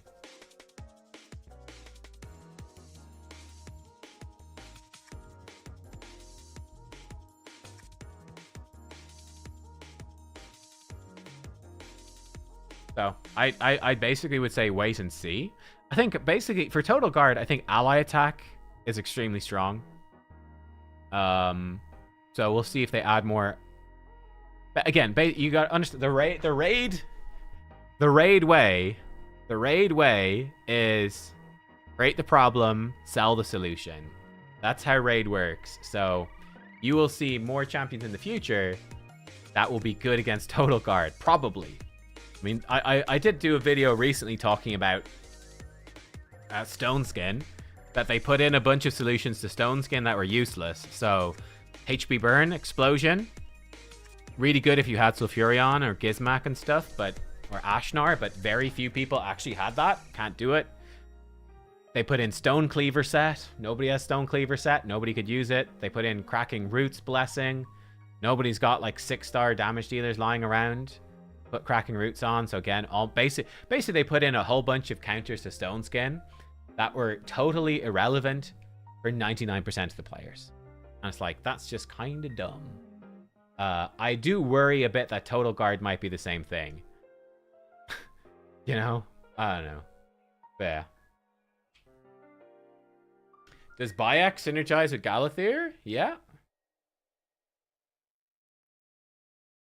Yeah, total. So funny enough, with the meta as it is right now, we've got characters. So the characters who benefit the most are like Nell. I'd say Nell and Odin are disgusting with Total Guard. Nell and Odin. But the funny thing is, Nell and Odin are also really weak against enemies who have Total Guard, right? So like, Nell, you can build her faster, but Nell is all about this passive. Enemies get buffed or healed or have turn meter increase, she poisons them. But this gets completely blocked by Total Guard, so it makes her useless. Her A2 isn't a hit. This gets totally blocked by Total Guard. Her A3 is okay.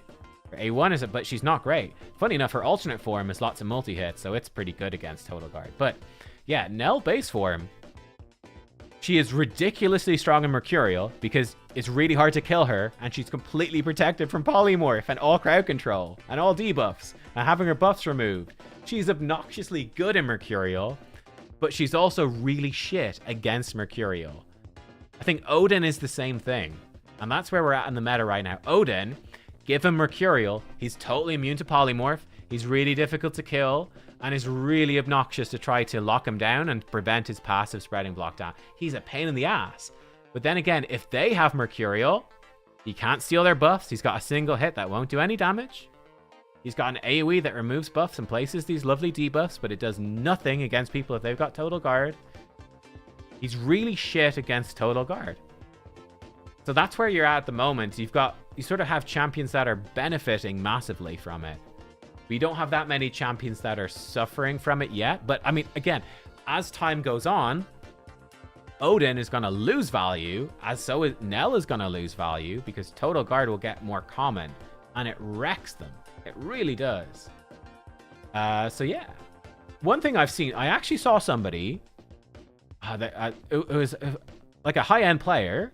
I don't know if they'll be in top players, maybe. But this was really cool. Solinar is good because he's spamming counterattacks. Solinar is really crazy. The turtles are very good against Total Guard. Ally attack. I saw someone just throw in a Lady Mikage. It was like this, or it was like, I think it was like a Taurus Marishka with a Crixia and a Lady Mikage. And the Mikage was just there for the ally attack to remove Total Guard. I was like, that's actually quite clever. So champions like Mikage, Cardiol, the Turtles, Solinar, Marius, Hilvi and Tormund, they're very strong as well. Champions that do lots of attacks are going to be very strong. But like, gosh, the arena meta is pretty obnoxious at the moment. Like this stuff. A lot of it is. But yeah, Solinar is like the flip side of Marius. Marius overly punishes turn meter decrease. Solinar overly punishes turn meter increase, I'd say. Yeah, I think you might see some Lady Mikage come back a little bit. And like a fast Lady Mikage is actually pretty interesting. And it's a nice one because she's a free champion, but she's got the full team ally attack, which is cool. So you can remove their Mercurial, you can remove the Total Guard with this. Then she could potentially flip to her alternate form. And if their Mercurial is gone, you could potentially like really turn lock them and stop them getting back to it and stun them, which is nice, and push them back a bit. Kind of cool. So she's definitely an interesting option that might be worth. And this is why I'm saying Total Guard probably shouldn't be nerfed either, because I think the meta is still developing. But I mean, I'll tell you right now, like, if in my ideal world, if Plarium came out at the end of every 2 or 3 live arena seasons and said, listen, we're gonna rebalance a bunch of PvP stuff in the game for the next live arena, like let's say every 2 live arena seasons, so every 3 months, if they said, guys, okay, New quarter, we're going to do some little tweaking, some little tuning of the different PvP champions, different blessings, Like, we're just going to switch up that meta, fix some of the really OP stuff, and balance everything out. I think for a competitive standpoint, the game would be far better. But as we discussed earlier, it would not go down. Like, they just can't nerf. Very difficult to nerf stuff in this game, so we won't go into that again. Sick of hearing me. Let's just slap up some, I don't know. Trying to get the badge for upgrading stuff, so let's just upgrade stuff. Upgrade this? No. Give me my badge. What I gotta do for this badge? This one? 560. Still have loads to go. We'll get there.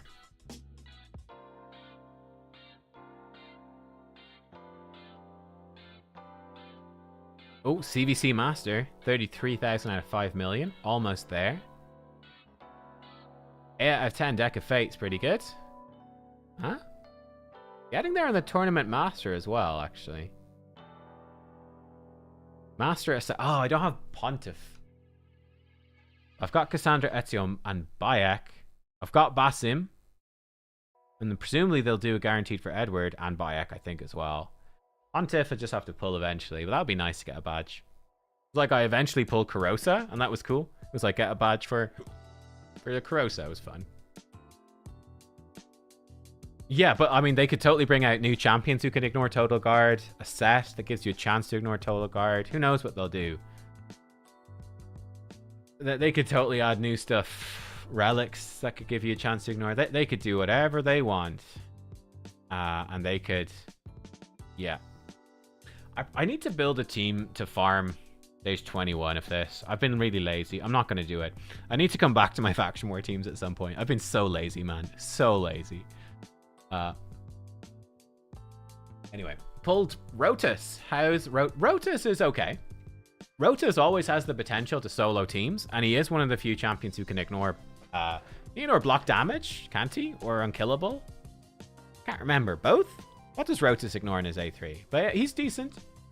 He's viable for sure. 9-piece Mercurial or 9-piece Merciless are very strong. Even 6 pieces Merciless. Oh, that's juicy. What does Rotus ignore? I've totally forgotten. But yeah, he's good for PvP. He ignores block damage and unkillable, both. Which is really good. Very useful.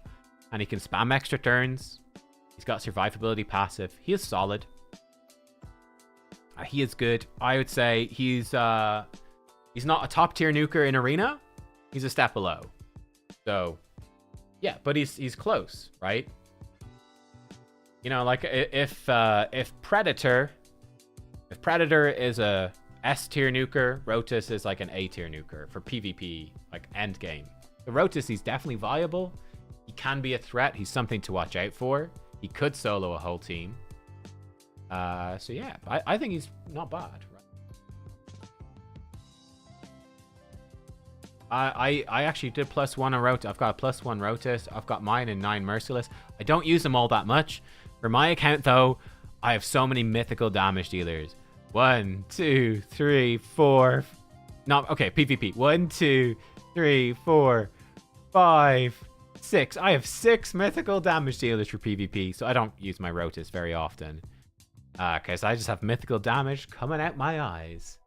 I didn't even include Nell there. I should have included Nell as damage as well. But yeah. I think this... Oh, I've got Bayek in this team now. I forgot about that. Yeah, sure. Yes, Death Dealer Relic is very good on Rotus. Because his passive can keep him alive. It can be pretty cool. Bayek is good for controlling the waves. Very good for controlling the waves. See? But the waves don't really crit you, so he's not really helping with that, is he? One thing that made this faction a bit worse for me is I keep taking gear off of Thor. Thor keeps having his gear removed. Poor Thor. Okay. Well, he can't crit us. I mean, that's nice. Bayek with Merciless or Mercurial. Thor's dead. That's fine.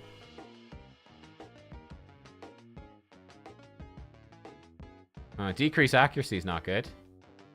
Ah, it's gone. We're fine. D was Pride. I think it's working. They're provoked. I think Tetsuya just kills Thor. Oh no, he can't crit him. Thor, take a turn, god damn it. Take a turn, man. Just one turn. There we go. I clearly need more speed on Mr. Thor.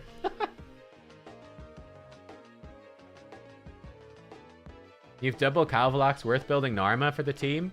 To be honest, Narma makes it faster, but I mean, she explodes the poisons. They're gonna die from the poisons anyway. Like, honestly, double Calvalax, the Arachne Elixir, can sort of just duo Faction Wars hard, 20. So, I think Narma is pretty interesting for the boss.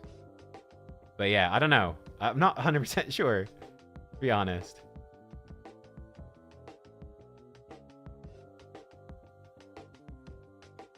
Actually quite not. The decrease accuracy from Bayek is actually pretty good here. My 5-star champions have enough, are generally resisting. That's actually really cool. And the leech is helpful for Thor.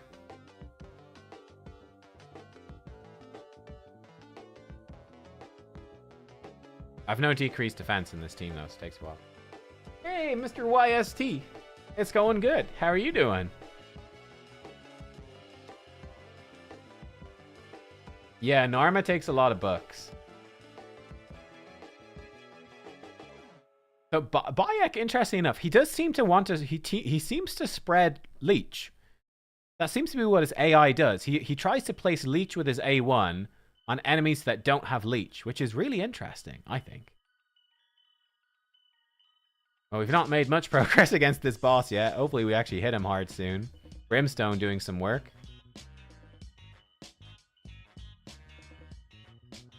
He's gone for the boss to place Leech.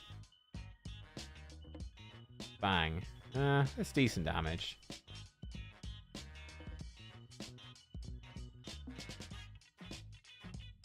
Maybe I could actually ditch... I don't know.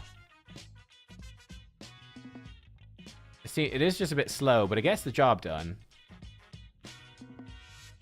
Can I bring in some sort of decreased defense champ? I don't know if I've got a good decreased defense champ for this faction.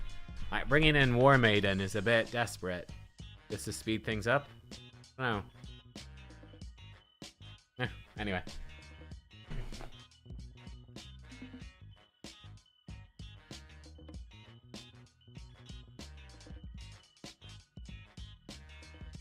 Will I be playing WoW? Yes. Yeah, I'm definitely playing Midnight. I've got early access, so yeah, I'll be playing, I think, on Friday. I think I get access on Friday? Is that right? When is WoW?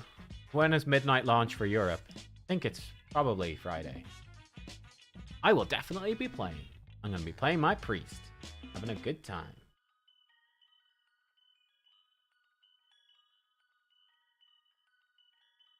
But yeah, someone raised the question earlier. As Mercurial becomes more popular, maybe Nell's second form will become stronger. And yeah, definitely could. I would love that. Especially if they buffed her second form a bit. That'd be cool. But yeah, I mean, you could totally see that. So we'll see. We'll see what happens. But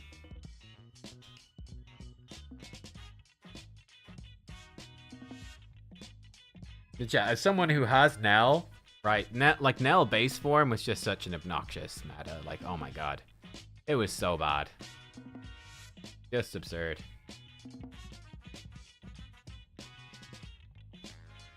I could use Farrakhan. Oh, Farrakhan could be good. Yeah, Farrakhan could fit. Farrakhan could fit. I'd love to take Syl out of this team, but the problem is... need to make sure that Thor doesn't die on wave 2. That's the issue. If Thor doesn't die on wave 2, we're cruising. that second wave is a real bitch. I'll think about it. Maybe there's some way to do it. But yeah, Farrakhan ally attack. Very nice. And then, yeah, he brings decreased defense A1.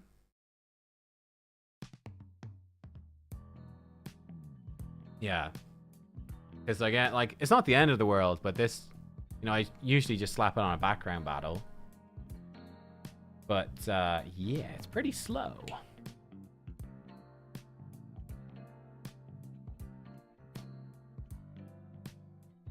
Obviously, getting a blessing on Bayek will give him a lot more damage as well.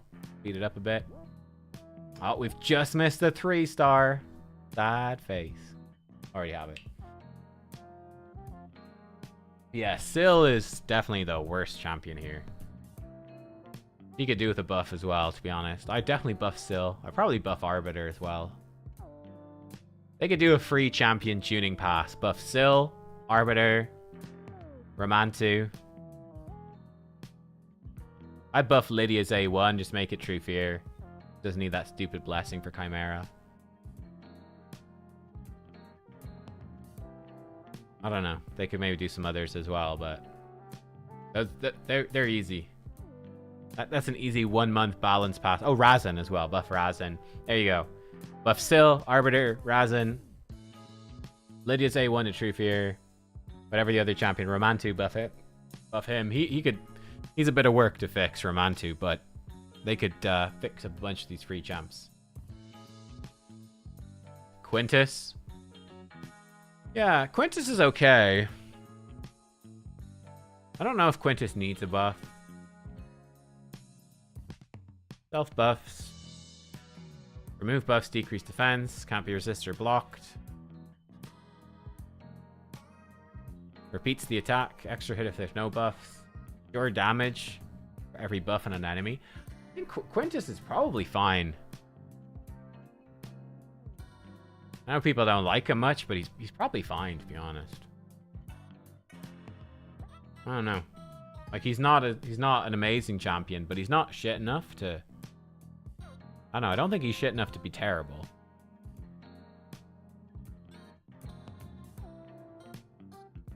I don't know if these champs even have gear, hopefully. Etzer doesn't need accuracy. Well, he doesn't need accuracy when he's got Perfect Veil. So, it's not necessary. You can build him with accuracy, especially if his Perfect Veil is going to potentially be removed. But doesn't necessarily need it. Certainly for longer fights as well, if you're using him for faction wars or whatever, he would. Yeah, it depends on your use case. Ooh, actually, I don't know if this team works now I've switched Marius's gear. I need to remember that. We swapped Marius' gear. Yeah, this is now a very bad Marius for PvP. 9 Slayer. Super squishy. When does that tournament start? 6 minutes. Okay, let's just get this done real fast. And we're good. Get this done today. Go into the Augustan tournament tomorrow. Not too much exciting happening this week, is there? Quintus does obscene amounts of damage. So this week, they're not really showing us too much. I guess it's really the summon events at the end of the week. Do they start a Titan event? Do they do some sort of summon here for Bayek or Edward or what? What comes at the end? That'll be fair. Actually, yeah. I think Marius... So, to be honest, Marius... I think what would really actually improve Marius would be... if his A1 was a triple hit as well, and if he counterattacked when enemies also increased turn meter as well as decreased. That would probably be fair. You know, maybe it's a bit OP. Make it a double hit A1. Just double the damage. It's fine. Each hit had the chance to place Enfeeble. And yeah, let him counterattack when enemies increase turn meter as well. I think that'd be great, actually. That'd be really nice. I think that would improve the game. It's free-to-play friendly. Free-to-play. Free-to-play friendly. I'm the champion of free-to-play players. You're welcome, free-to-play. Making the game better for everyone. Champ training for the Basim Soul. I have 800 points right now. I'm closing in on 1 Mortal Soul Stone, which will obviously have the Basim Soul in it. We've got some Korean guy who's going for it. But we've got this guy. Looks like he's going to fight him for it. So we've got two people fighting it out. The excitement. The tension. How are we doing on the global leaderboard? Someone has done 82,000. They're getting that Basim Soul and 2 legendary books to boot. Aren't they lucky? That's a great clan image. Love that. Minion. That's funny.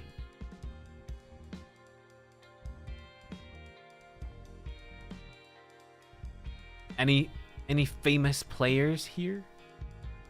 Oh, doesn't look like it. Blazing. 40,000. Yeah, what's number 100? 34. 34, I think. Oh, a lot of people have gone fairly hard for it, actually. 34,000. Where are the guaranteed events for Edward and Bayek? I don't know, man. I don't know. Somewhere. I don't know.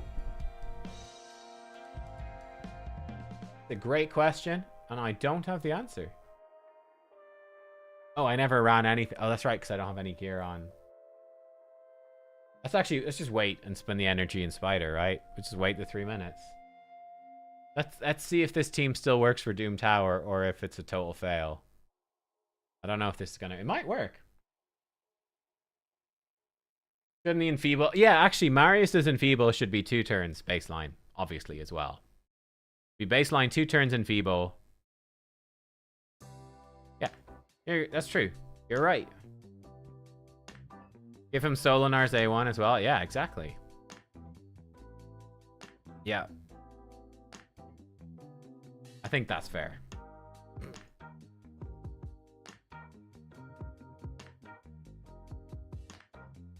Yeah, this team works just fine, apparently.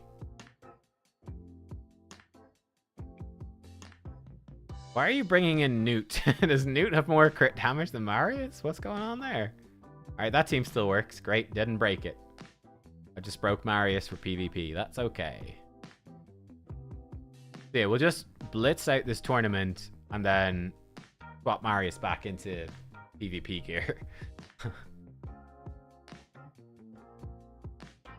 Do I think Prince Kaimar with Chronophage gear is OP in the current meta? No. No. I think he's an okay option, but he's an interesting option to counter Fabian, but I don't think he's OP. I mean, you could just, like, Crixia is literally just better in every way, shape, or form. Doesn't need Chronophage gear. Better stats, better form. Remove all debuffs and do this is better. She's just better. Just better. But Kaimar is an interesting option. I also think against Lockout, I think Glacea is an interesting option. I think there's a good few interesting options. Yeah. Marius should counter A1 for every buff enemies get. I agree. I agree. I think actually Marius, to be honest, he should just A1 everybody. Just for every mythical on the enemy team, he should just A1. Once per mythical on the enemy team, just at the start of the fight. Just cause, really. Just cause why not? And it should be a double hit with 100% chance to enfeeble for 2 turns. On the A1. And it's just good for the game. Because he's a free-to-play champion, so it's good for the game. That being said, I mean, I'm also conflicted because then I get comments. If I say Marius is a free-to-play champion, then I get comments saying, oh, Marius isn't free-to-play. You gotta, like, complete all this shit in the game. That's not free-to-play. So I don't know. I don't know what to believe anymore. I'm like, oh, the comments, they're pulling me in all different directions. What do I even think? What should I even think anymore? I don't know. But I just started throwing all my mythicals together. I was like, fuck it. I'm just going to combine mythical pieces. I just got a bunch of legendary relics anyway, but I used up all my mythical materials. Got nothing. I was like, it doesn't even matter what fragment types they are because it's just going to be legendary.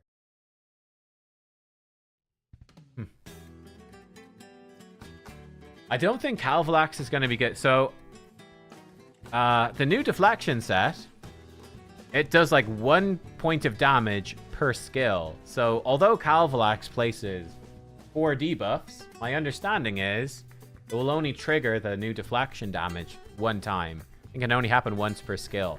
Don't know if it even works on passives. It might only be on active skills. So, no, I don't... You might be good in deflection, but it's not going to just instantly wipe the Mercurial. It might just do 1 pip. I think Marius... I think a speed Marius is actually something that could be interesting. Like a really fast Marius. Just spamming... Basically spamming enfeebles and triple hits and buff decrease and stun. He's actually... like a support Marius could actually be interesting. We'll see. Dang, this is a big-ass stream. Hats off. If there's one thing I'm a fan of, it's big asses. so yeah. Great.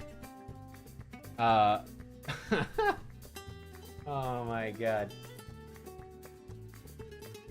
But yeah, we'll see. I am very interested in deflection. I genuinely think... what I said in the video, I think the Swift parry thing is a mega bait. I think it's mega bait. Like, realistically, who is going to be able to build 9 pieces of Swift parry? It's a bit of a shit show. Deflection, though, you could build 4 to 6 pieces deflection.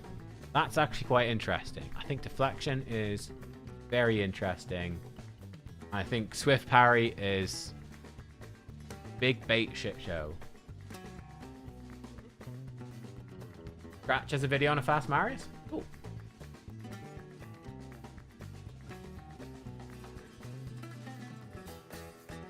Hey Nubs, I'm currently stuck on reaching gold tag arena missions. Can you raise awareness about the power creep stopping new players ever reaching this? Oh, I mean, I don't think you need to raise awareness. I think it's obviously shit. It's obviously shit, but Plarium just doesn't... So Plarium have slowly increased the player limits for these. Funny enough, the last time they increased player limits, they actually halved the player limits. They made it twice as hard to get into Gold Arena. I saw it on the test server and I told them, I was like, I know you said you were like raising the player limits. I'm pretty sure you've just halved them. And they're like, nah, there's no way we did. And then luckily they fixed it for live servers. You're welcome, everybody.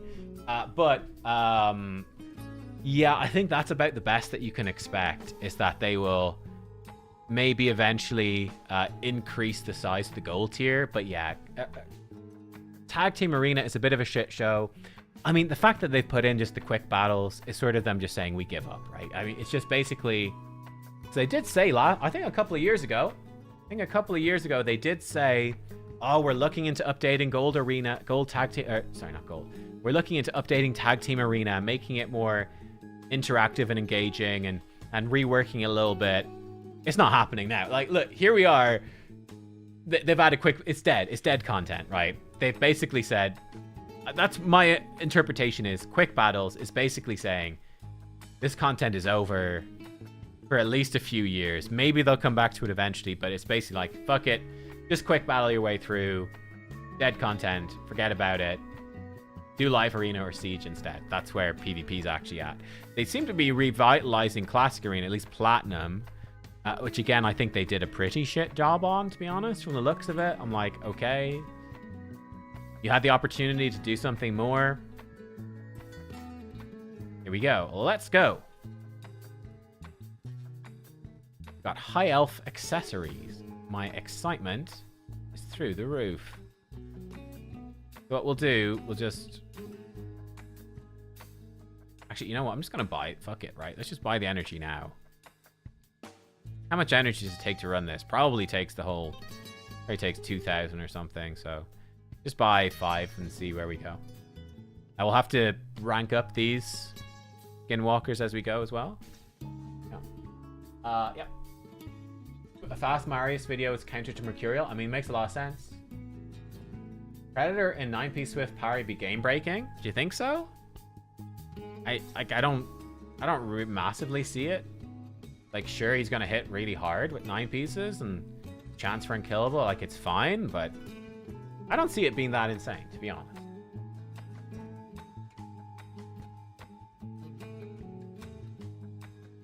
Yeah, they might they might give more, like, I think the Swift parry deflection thing would be a lot better if they added more ways to get the accessory. As far from, I'm pretty sure Plarium confirmed the only way to get swift parry and deflection accessories, the only way is to finish in platinum tier arena, which is like ridiculous. So yeah, that's shit. If they gave more ways to get those accessories, it would be okay. But nah.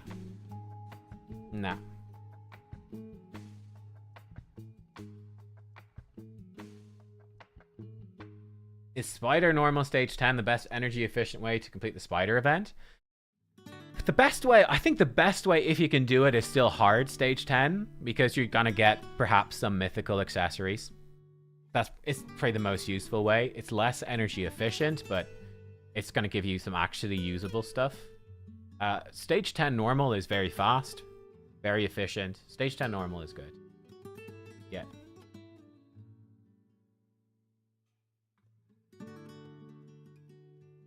But yeah.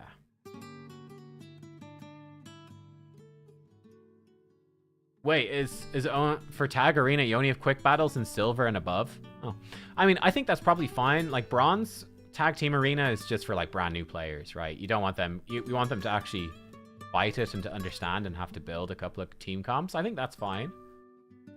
I think it's fine. Yeah, I don't have a problem with that. I think if you gave brand new players just quick battle and Tag Arena, they'd never understand anything about Tag Arena. So yeah, that's okay. Any word on crafting 10 relics at the same time? Nope. Nope. Any word on them increasing, giving you better odds for relic chances, or a mercy system on mythical relics? Or nope. Nothing. No clue. But it could happen at some point. Yeah. What's the best blessing for a 5-star Theodosia with 9 pieces of Mercurial? Probably Temporal Chains? Like, I'd guess Temporal Chains? Oh, Lightning Cage is, excuse me, obviously her best to protect her stone skin without Mercurial. Lightning Cage might still be really good with it. We'll see. Temporal Chains, good value. Life Harvest is okay. Yeah, we'll see how people change it up. I don't have her, so... The advantage of Lightning Cage would be if they do hit her and remove her Mercurial Total Guard, you'd still have the protected stone skin, which is pretty good. But I don't know. Everyone seems to still be running Lightning Cage. So I guess stick with that for now, but...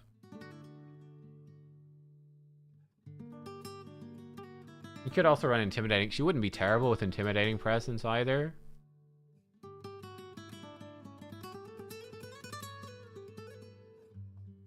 The Spider team seems pretty quick. I think it's... Oops, sorry, wrong one. I think it's just a few seconds. Great, we got one accessory. You'll probably just sell it. I don't even know why I keep those accessories, to be honest. Alright, so we need to level up the Skinwalker boyos. Your Skinwalker. Your Skinwalker. Don't warn me about that. Great, your Skinwalker. So, this is what the team looks like for anyone who's just tuned in.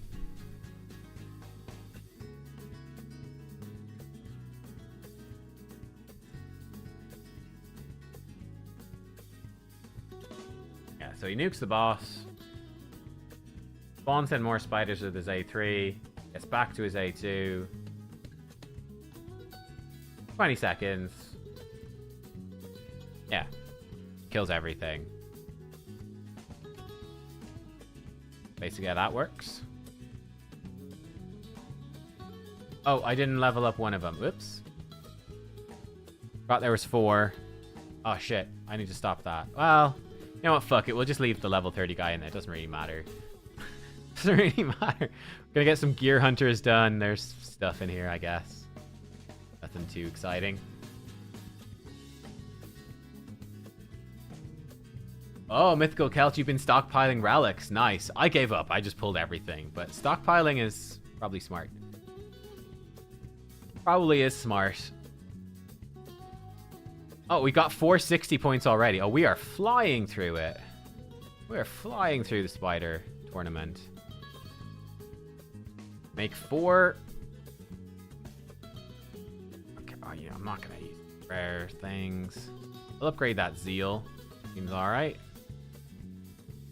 Stop it at level 12. Oh, that's cool. The 2x CvC shows up here now. Speed, crit rate, accuracy. That's actually pretty good for zeal. Send a champion uno mas. To send Chelco the Blind, who I pulled off camera, I think. Chelco the Blind. Accessory upgrades. Do Sand Devil. Alright. Did I not do Sand Devil? I guess I didn't do Sand Devil today. Shit. I thought I did some Sand Devil. Roll up this resistance banner. Got good stats on it. Hey, you know, that's not bad. Give me another speed. Alright, well, yeah, whatever. Accessories done. Use glyphs. Do sand. I thought I did Sand Devil. We're blitzing this tournament. And we're getting champ training day. Wait, I already claimed these rewards. What? We're getting it all done multiple times. The same rewards. Yeah, you know what? Fuck it. Just buy all the energy. Let's go. Get this tournament done right here, right now. Today. My Discord is linked in the description on every video. And I believe the stream. You can find my Discord server. Yeah. Talk about Raid Shadow Legends. Or not. But probably, yeah. Lazy, yeah. What's the Marius gear? Yeah. I put him in 9-piece Slayer.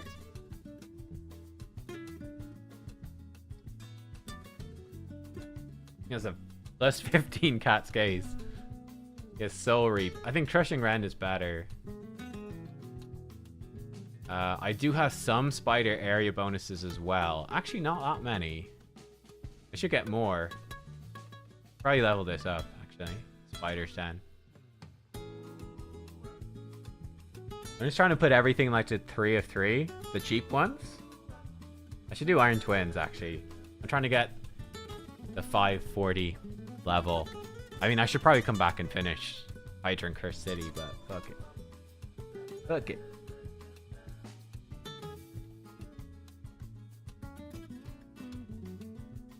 Gonna visit Ireland in the upcoming year. Cool. Now, Ireland, I think Ireland is really nice. Expensive, but very nice.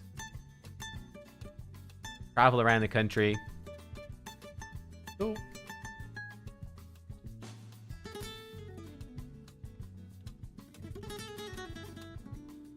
What other gear do we have here? What am I? I'm trying to move the wrong thing. Okay, bad boots, bad chest. Bad chest. Could roll that weapon, I guess.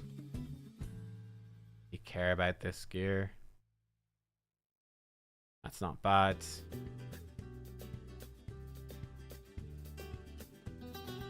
Stone Cleaver. I mean, do I even keep this? Like, am I ever gonna use this shit? Rebirth. I've got these sets. I've never fucking used them. Do use Chronophage. Probably just gonna sell the Mercurial Blue. I'll keep the defense percent. I'll keep the boots. Speed boots, sure. I'll keep that. I could roll speed. Keep that as well. Well, shield's pretty shit. The weapon's okay. I'm just gonna roll this right now. If it rolls quad speed, it's insane. Okay, it's shit. Sell it. Or if it rolled like double or triple anything, you could rework it. Probably worth it to fish for Mercurial stuff at the moment? Maybe? Got Chaos Ore. Spider Tournament. Blitzing! Cost of pints don't change? I think the cost of pints keep going up, mate. Do they not? Do the cost of pints not keep going up? And up and up? Probably. I don't know. I I think you'd spend a couple of days, a day or so in Dublin. You know, see the Guinness Storehouse, check out Temple Bar. I don't know, see the Jameson Distillery or something. Trinity College, pretty. You know, I think you could easily spend a day in Dublin City. And there's good food. Expensive. Again, it's all very expensive, but there's good food. Yeah, I think you could easily spend a nice day in Dublin. But I wouldn't spend long in Dublin. Like a weekend at most. Go to the pubs or whatever at night. That could be okay. But, yeah. I wouldn't spend more than a weekend. More than a lot. You can maybe do a long weekend if you want to just get pished. But, yeah. I think then you travel around the country. Like, you go see Wicklow, see Glendalough. Go see north of Ireland, Belfast. Go see northwest, Donegal. Go see the south. See Cork and Kerry, big deal. Or see the west.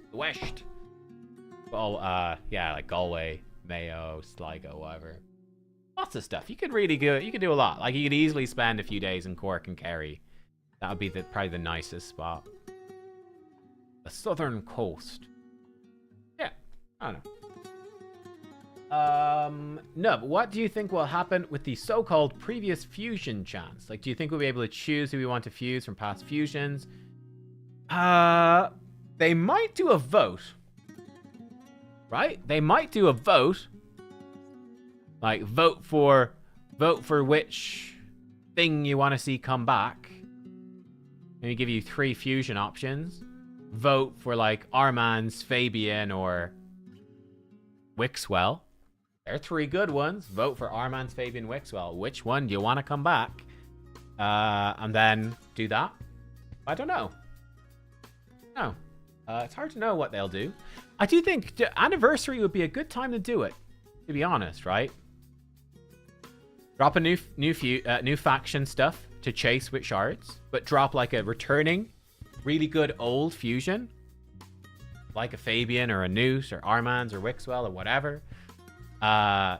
Some form of returning fusion, new really crazy March fusion. I'm like, that's a ton of stuff already, but we'll see. I don't know what to expect.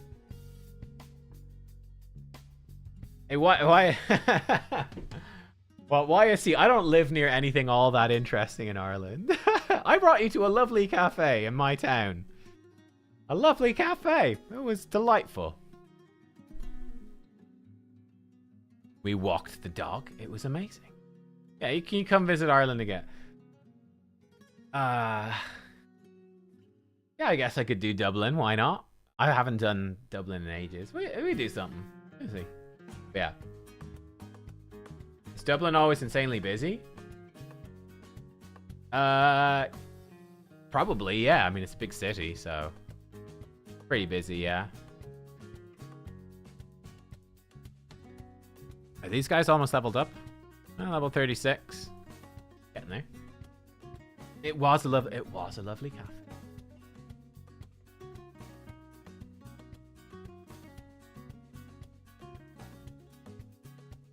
I don't know. We'll see what happens with the returning fusions. I'm pretty excited for that. I think it's a great little initiative.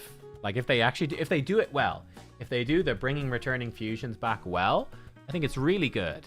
I think it's pretty. I think for me the key ones would be Fabian is big because he's so strong for PvP. Fabian is a big one that sucks to miss. I think Newt I think actually is a little bit not as good as he was, right? Like, there are more options for Fire Knight Hard. There are more enemy max HP champions in the game now, but he is obviously insane. Like, Marius exists now, and you can run Newt with Marius, but he's a pretty big one to get. He's good. I don't expect him to be as must-have in the future, mind you, but he is really nice, really, really good. He would be a big one. I think Wixwell is another big one as well. Wixwell enables Titus, and Titus is fucking stupid, and it's just very unfair. Yeah, like, I don't know. I'm sure some people enjoy this. I think it's just kind of stupid. Just being like, I don't know. If you've got like a normal team, Doing like 700. This is even a Titus team. Fucking hell. But like if you come in with like this team, like you got a Crocat, a Garol, Shayak with a Crocat, you got Marius, Chris Duchess, great team, 700 million. Stroll in with the Titus team and just destroy it. It's a bit shit. Anyway, Chimera, same. Ah, Clan Boss, obviously the same shit. It's all broken. It's broken as well. 2.14 billion is the cap. It's just fucking stupid. Bringing Titus back at least gives people, or sorry, bringing Wixwell back gives people who got Titus but weren't playing when Wixwell was playing. At least they can match the bullshit. Anyway, so yeah, they would be pretty big, I would say. What other fusions? What would you guys say?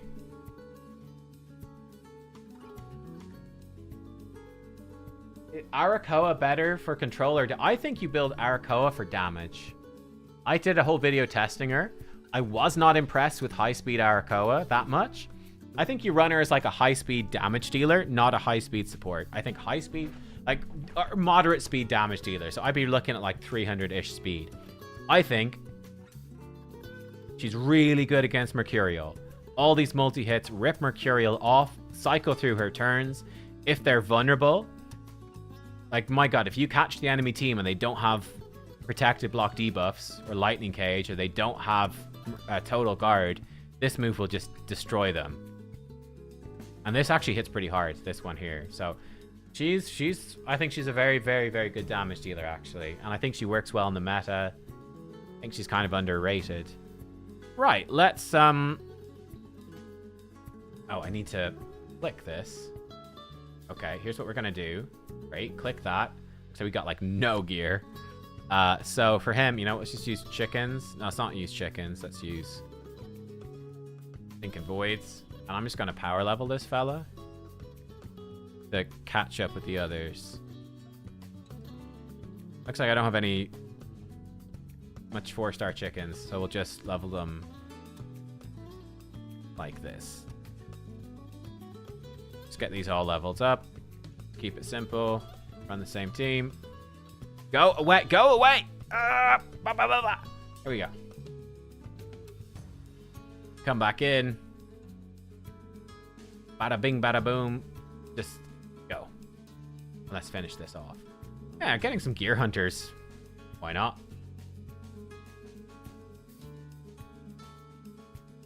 The spider, we're a good chunk of the way there. We are we're mostly done, actually. Mostly done. Blitzed it.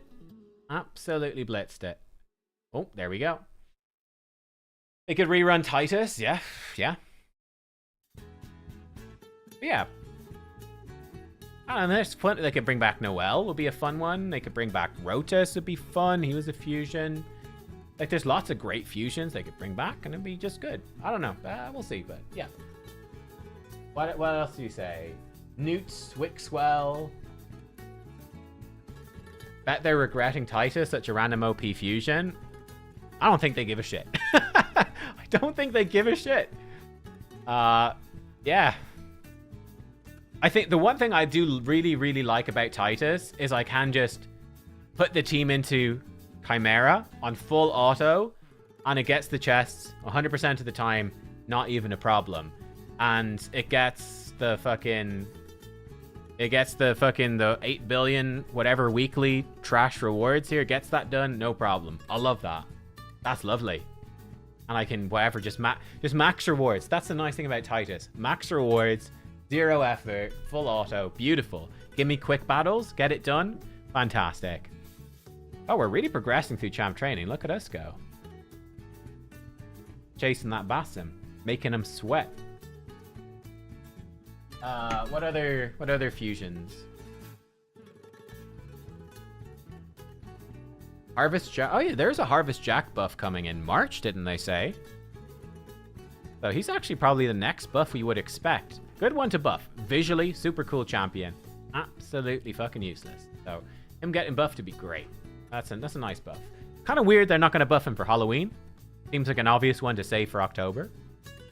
But it is what it is. Sure. Maybe they were aiming for last October and they've overshot by 5 months or whatever. I don't know. More than that. What, 7 months? I don't know. No, less than that. 5 months. I've lost track. 6 months. Ages. Fucking ages. Who knows?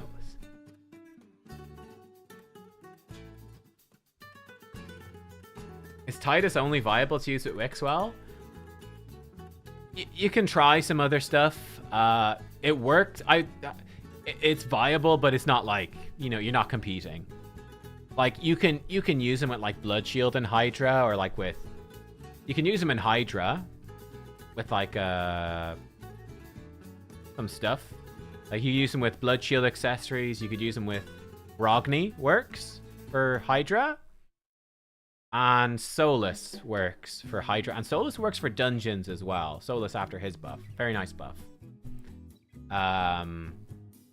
For pushing records and stuff, though, like for Chimera records, for Hydra, for this crazy damage, it's Wixwell or nothing, pretty much. Like, you're not coming anywhere with a non-Wixwell team with him. Like, he's just nothing special. Like, he really needs Wixwell to be busted. But yeah, I think Solus stands out. Very, very good for dungeons, because Wixwell takes forever to ramp up. He just gives you a big shield immediately, and you can just blitz through dungeons, so that is viable. And yeah, if you have no shield champions that are particularly good, you can totally run Titus as a support for Faction Wars, and he's actually quite cool. This is a really nice support move. It's really fun. You just never, ever use it with damage Titus, because it breaks his shield, because of the ally protection.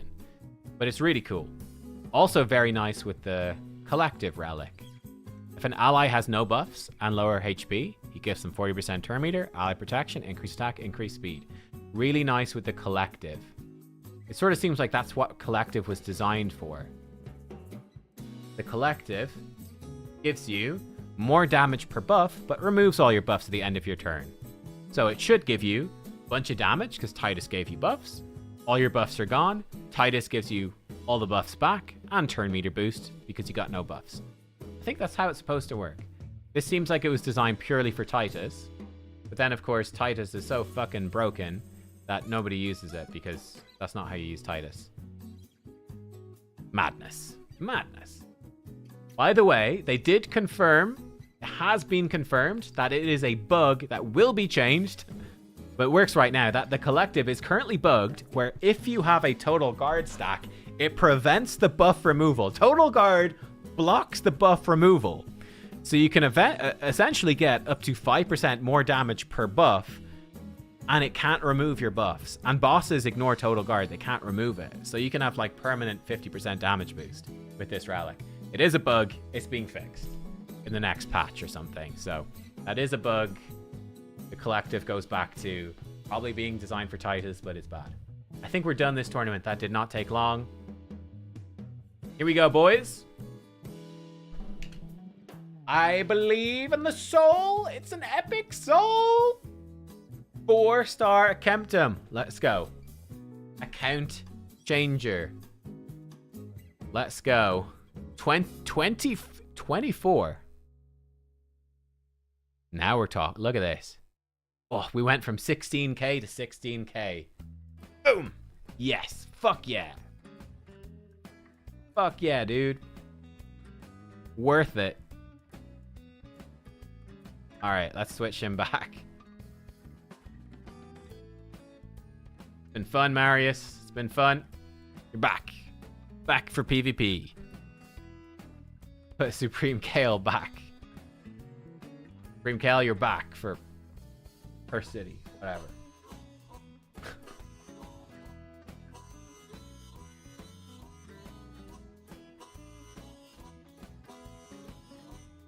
Can I show the spider tournament team? I literally just soloed it with Marius and then some food.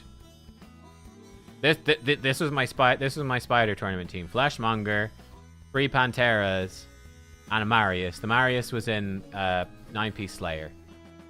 That was it. Just 9-piece Slayer Marius can solo the dungeon. Job done. Very quickly. Someone's up at 3,000 points off. Am I on the global? I'm number 11 on the global leaderboard.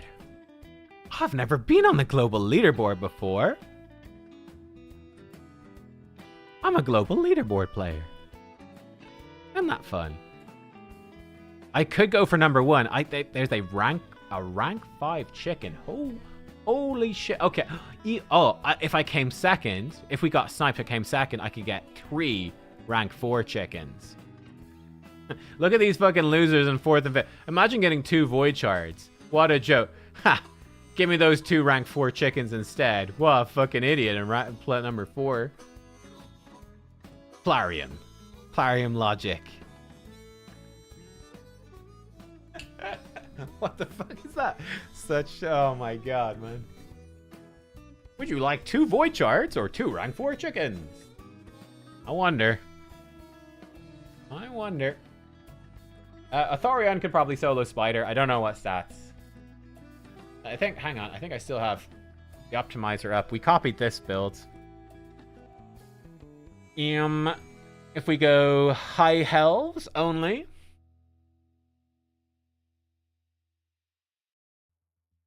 Show teams to all champions from the faction.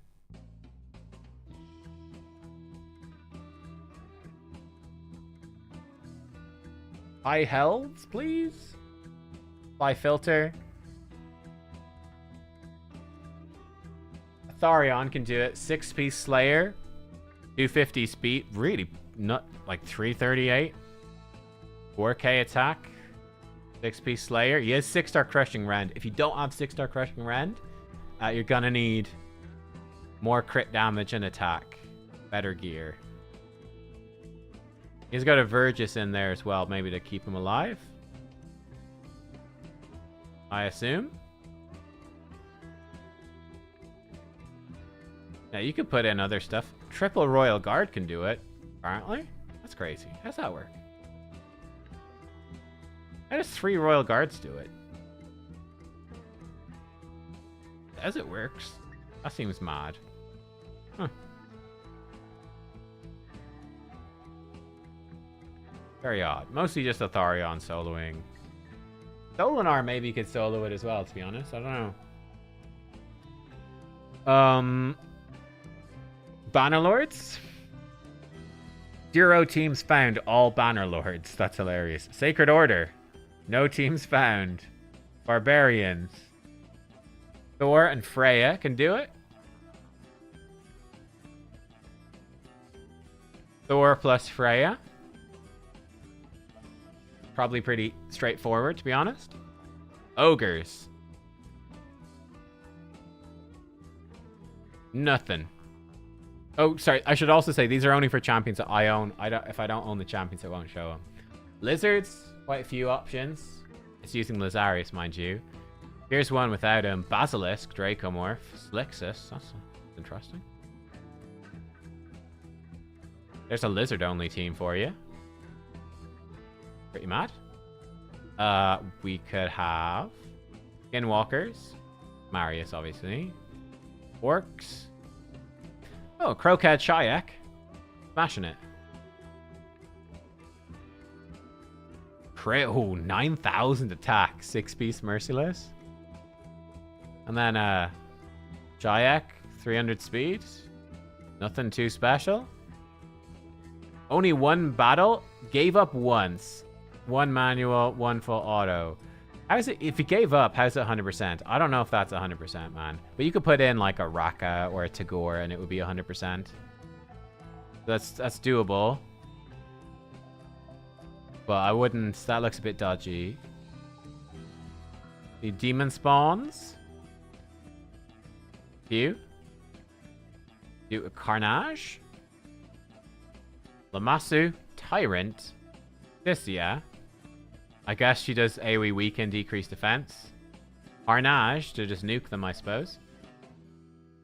Yeah, he just metamorphs and nukes stuff. And I guess Stir to keep them alive, just in case. That's pretty viable. Undead Hordes? Nothing. Dark Elves? Probably. A single Cold Heart. That looks like it's bugged. Double Cold Heart, Moranix, Lydia, Mithrala. Moranix not even doing anything there. This one she is. So, Mithrala, debuff. With Hex, so AoE Hex, AoE decrease defense weaken, Cold Heart nuke. Cold Heart nuke. Moranics, perhaps they're just for fun. Like that works. Pretty straightforward.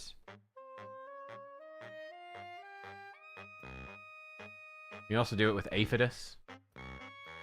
Night Revenant. Alvalax seems bugged. This seems likely. Arix, 6 Slayer. 240 speed, 330 crit damage, 94k. She has 6 star with the anti-boss blessing. Accuracy as well. Bit intensive to build Arix, but she can absolutely do it. A little slow, but she can do it. I think she quite needs Slayer. Dwarves, Fralny with Newts. Can do it. Hilvi with Tholen. Oh, Hilvi, Tormund, Tholen. Maybe they'll add her picture someday to the website. Who knows? Pretty intensive gear, mind you. Mercurial or Merciless on the Newts. Doesn't have much crit damage. You could probably get away without Merciless. That seems pretty doable, though. That's not a bad one. Tholen, double Newt. Oh, you actually need double Newts, though. Any single Newts? There's a single Newt. Mostly double Newt. Shadowkin. Nothing. Sylvan Watchers. You could solo it with Nice, folks. Hopefully that's helpful. Or you could use Nice and Nell. Or Nice and Arbase. There you go. I'm helping. And nothing for Argonites. So maybe... Nah, I probably can't do it. So yeah, there you go. Nub, I'm fresh out of the shower. How the tables have turned. Lamau. Good morning. Good morning. Yeah, we just took a quick look at some of the factions. Maybe I'll do a whole video on this. Yeah, maybe we'll do a whole video. But long story short, the easiest way by far is Marius. Now, if you want to do normal stage 10, should be extremely easy. Say 100% success rate, please. But like, yeah, let's say Dark Elves, for example, should be very... So Dark Elves only, bunch of Cold Hearts, job done. Lydia, Spirit Host, Lua, whatever. Like, 100% success rate, 10-second farms. Lydia, Kale, Cold Hearts. Madame Ceres, Rian, Cold Hearts. 1 Cold Heart, Lydia and a Foley, job done. You can do it with 2 Cold Hearts. Should be very easy, that. Like 1 Cold Heart has done it. Hilarious. 1 Cold Heart can do it with a Lydia. And yeah, you've got multiple slots. You can put in lots of champions. Ah, Aphidus, Mithrala, Lydia, Moranics. There you go. In the sea of Cold Hearts. Someone has Aphidus and they're farming normal stage 10. That's kind of funny. Another person with Aphidus farming normal 10. You could do Newts. Yeah, Newt could do it. Yeah, not normal 10, but... Well, he probably could do normal 10, to be honest, but... Yeah, he could probably do stage 10 hard. Newts. Get AoE Hex out there, some dwarves. I don't know. Yep. I think that's everything we've got to cover, folks. I think that's probably going to be the end of the stream, to be honest. We've been going for almost 3 hours. Got horrible music in the background. It's a good day. We finished Cursed City normal. I think I still need to finish hard. Oh yeah, I still need to do hard. I need to sit down and do it. 4 stages. I should probably do that today. Get that done. When does it reset? 5 days? Blah. Right. Okay. Well, that's life, eh? I think I've done Hydra. Hydra's done. I need to do my Chimera keys for this week. God help me. God help me. I'll just auto it with Titus probably. But yeah. Yeah, I think, guys, that's probably going to be the end of the stream. Good luck if you're doing that tournament. If you've got Marius, it should be pretty easy. Just remember, you need to put a Skinwalkers with him. But Marius with Skinwalkers should smash it. You're struggling for damage, throw in like an Akemptum ahead of him with a curse set or something like that. Does he? No, he doesn't even need curse set. Akemptum faster than Marius. Bada bing, bada boom. If you've got any of these champions, they could keep your team alive if you're struggling. But yeah, if you don't have Marius, there's other options. We looked at lots. But yeah, we need one last poll, maybe. Oh, man. Anyway, yeah, enjoy the rest of your day, everybody. Have a good one. Good luck with CvC. And let's see what comes later this week. Edward, Bayek, perhaps.